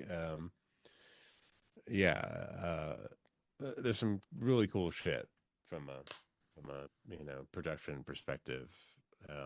But it's not only that, like it's just compelling to listen to. It's not nice. No, I'm pumped. Like, Very. Yeah. I'm middling on the movie. I'll check it out, but I'm pumped for the fucking music. Yeah, I'll go see it because visuals. I mean?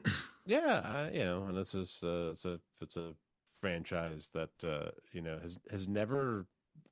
I don't think it will ever quite deliver on what the first one promised. Thought it should be. Not even the first one, but it's rough. Yet it persists, and yet it's interesting, and yet it's still somewhat nostalgic. So it's funny. As much as I like dislike parts of the second one, I still love watching it, and it's like it's so weird that this came up because like I just caught the most random like just auto played video on YouTube today, and I just like I listen to YouTube videos as I'm working, and it was this little girl, and just like she fucking went off on Disney and Tron Ares. Like I was like, holy shit, man. I mean, she wasn't like angry, but she was like, she's just like, what the fuck, like a lot of what we say, a lot of similar gripes, and I was just like, oh man, so disappointing. I really wanted it to be good, but again, like Ben said, like it's just it never seems to be whatever it was intended to be or what everybody wanted it to be from the get-go, and it's like I don't know. It never was. It really was. And it never has, it's like it's always been like a visually striking, sort of enterprise. Masturbation experience. Exactly. But it's like the subject matter has never really quite been as compelling as that. So no, I'm never expecting much. No, I'll probably be like, yeah, it was all right. That's how I felt about the second one. I was like, yeah, I'm kind of digging this one, man. A lot of people hate on that shit, and I enjoyed it. Right. But at the core of it, like it falls victim to prequeligy-itis in that, like, we come to find out that like they're really just on the same adventure to go to the same exact sort of place as in the first movie. But it's like every Aliens, dude. It's the same fucking thing over and over and over. Okay. Well, yeah. I mean, we've griped about that plenty too. It's kind of like, I mean, all the what? frankly, I'm impressed that Jeff Bridges keeps showing up to do these things. Right? Yeah, I totally. am too, man. I got to be honest with you. I'm like, wow. Okay. He just must love the really? IP. He wants to kind of shepherd it as much as he can, maybe. I guess, or maybe he needs cash because I just saw him in a T-Mobile commercial with Zoe Saldana. I was like, really, dude? Because like, hey, man, everyone needs their cash, dude. Because pretty serious fucking health problems for a while there. So so that maybe that's it. And is much. You got to feed the monkey, man. Yeah, exactly, dude. And much to your chagrin, Ben, like it's like some of these fucking streaming services, man, no matter what level you're paying, they freaking stick ads inside your asshole. It's so fucking annoying. Oh, dude, yeah. It's the worst. It's just honestly is the worst. It's so bad. Fucking money grabby, awful. It's insidious. Look, you're not making enough money. You're not. Really. No, they're not. That's okay. not. They're sick, dude. Greed is a real problem right now, and it's sick. Yeah, and those people are sick, and it's just like nothing is enough. There's definitely a lot of that. Well, I mean, not a lot of that, but enough, more than enough of it. It's beat, dude. It's really beat because it's like it's just ruining a lot of stuff, in my opinion. Like the restaurant industry, people are just like doing they're what they're doing. What's happening a lot of, like, this kind of combines this what we just touched on with the restaurant thing, is that like people are just like they're doing things to make money, not because they are obsessed create with a great the experience where you come in and you have a great meal. Like, they're not trying to do that. They're just trying to make money. It's like you're in the wrong fucking vector, bro. It's like, and it just robs it of everything. It's terrible.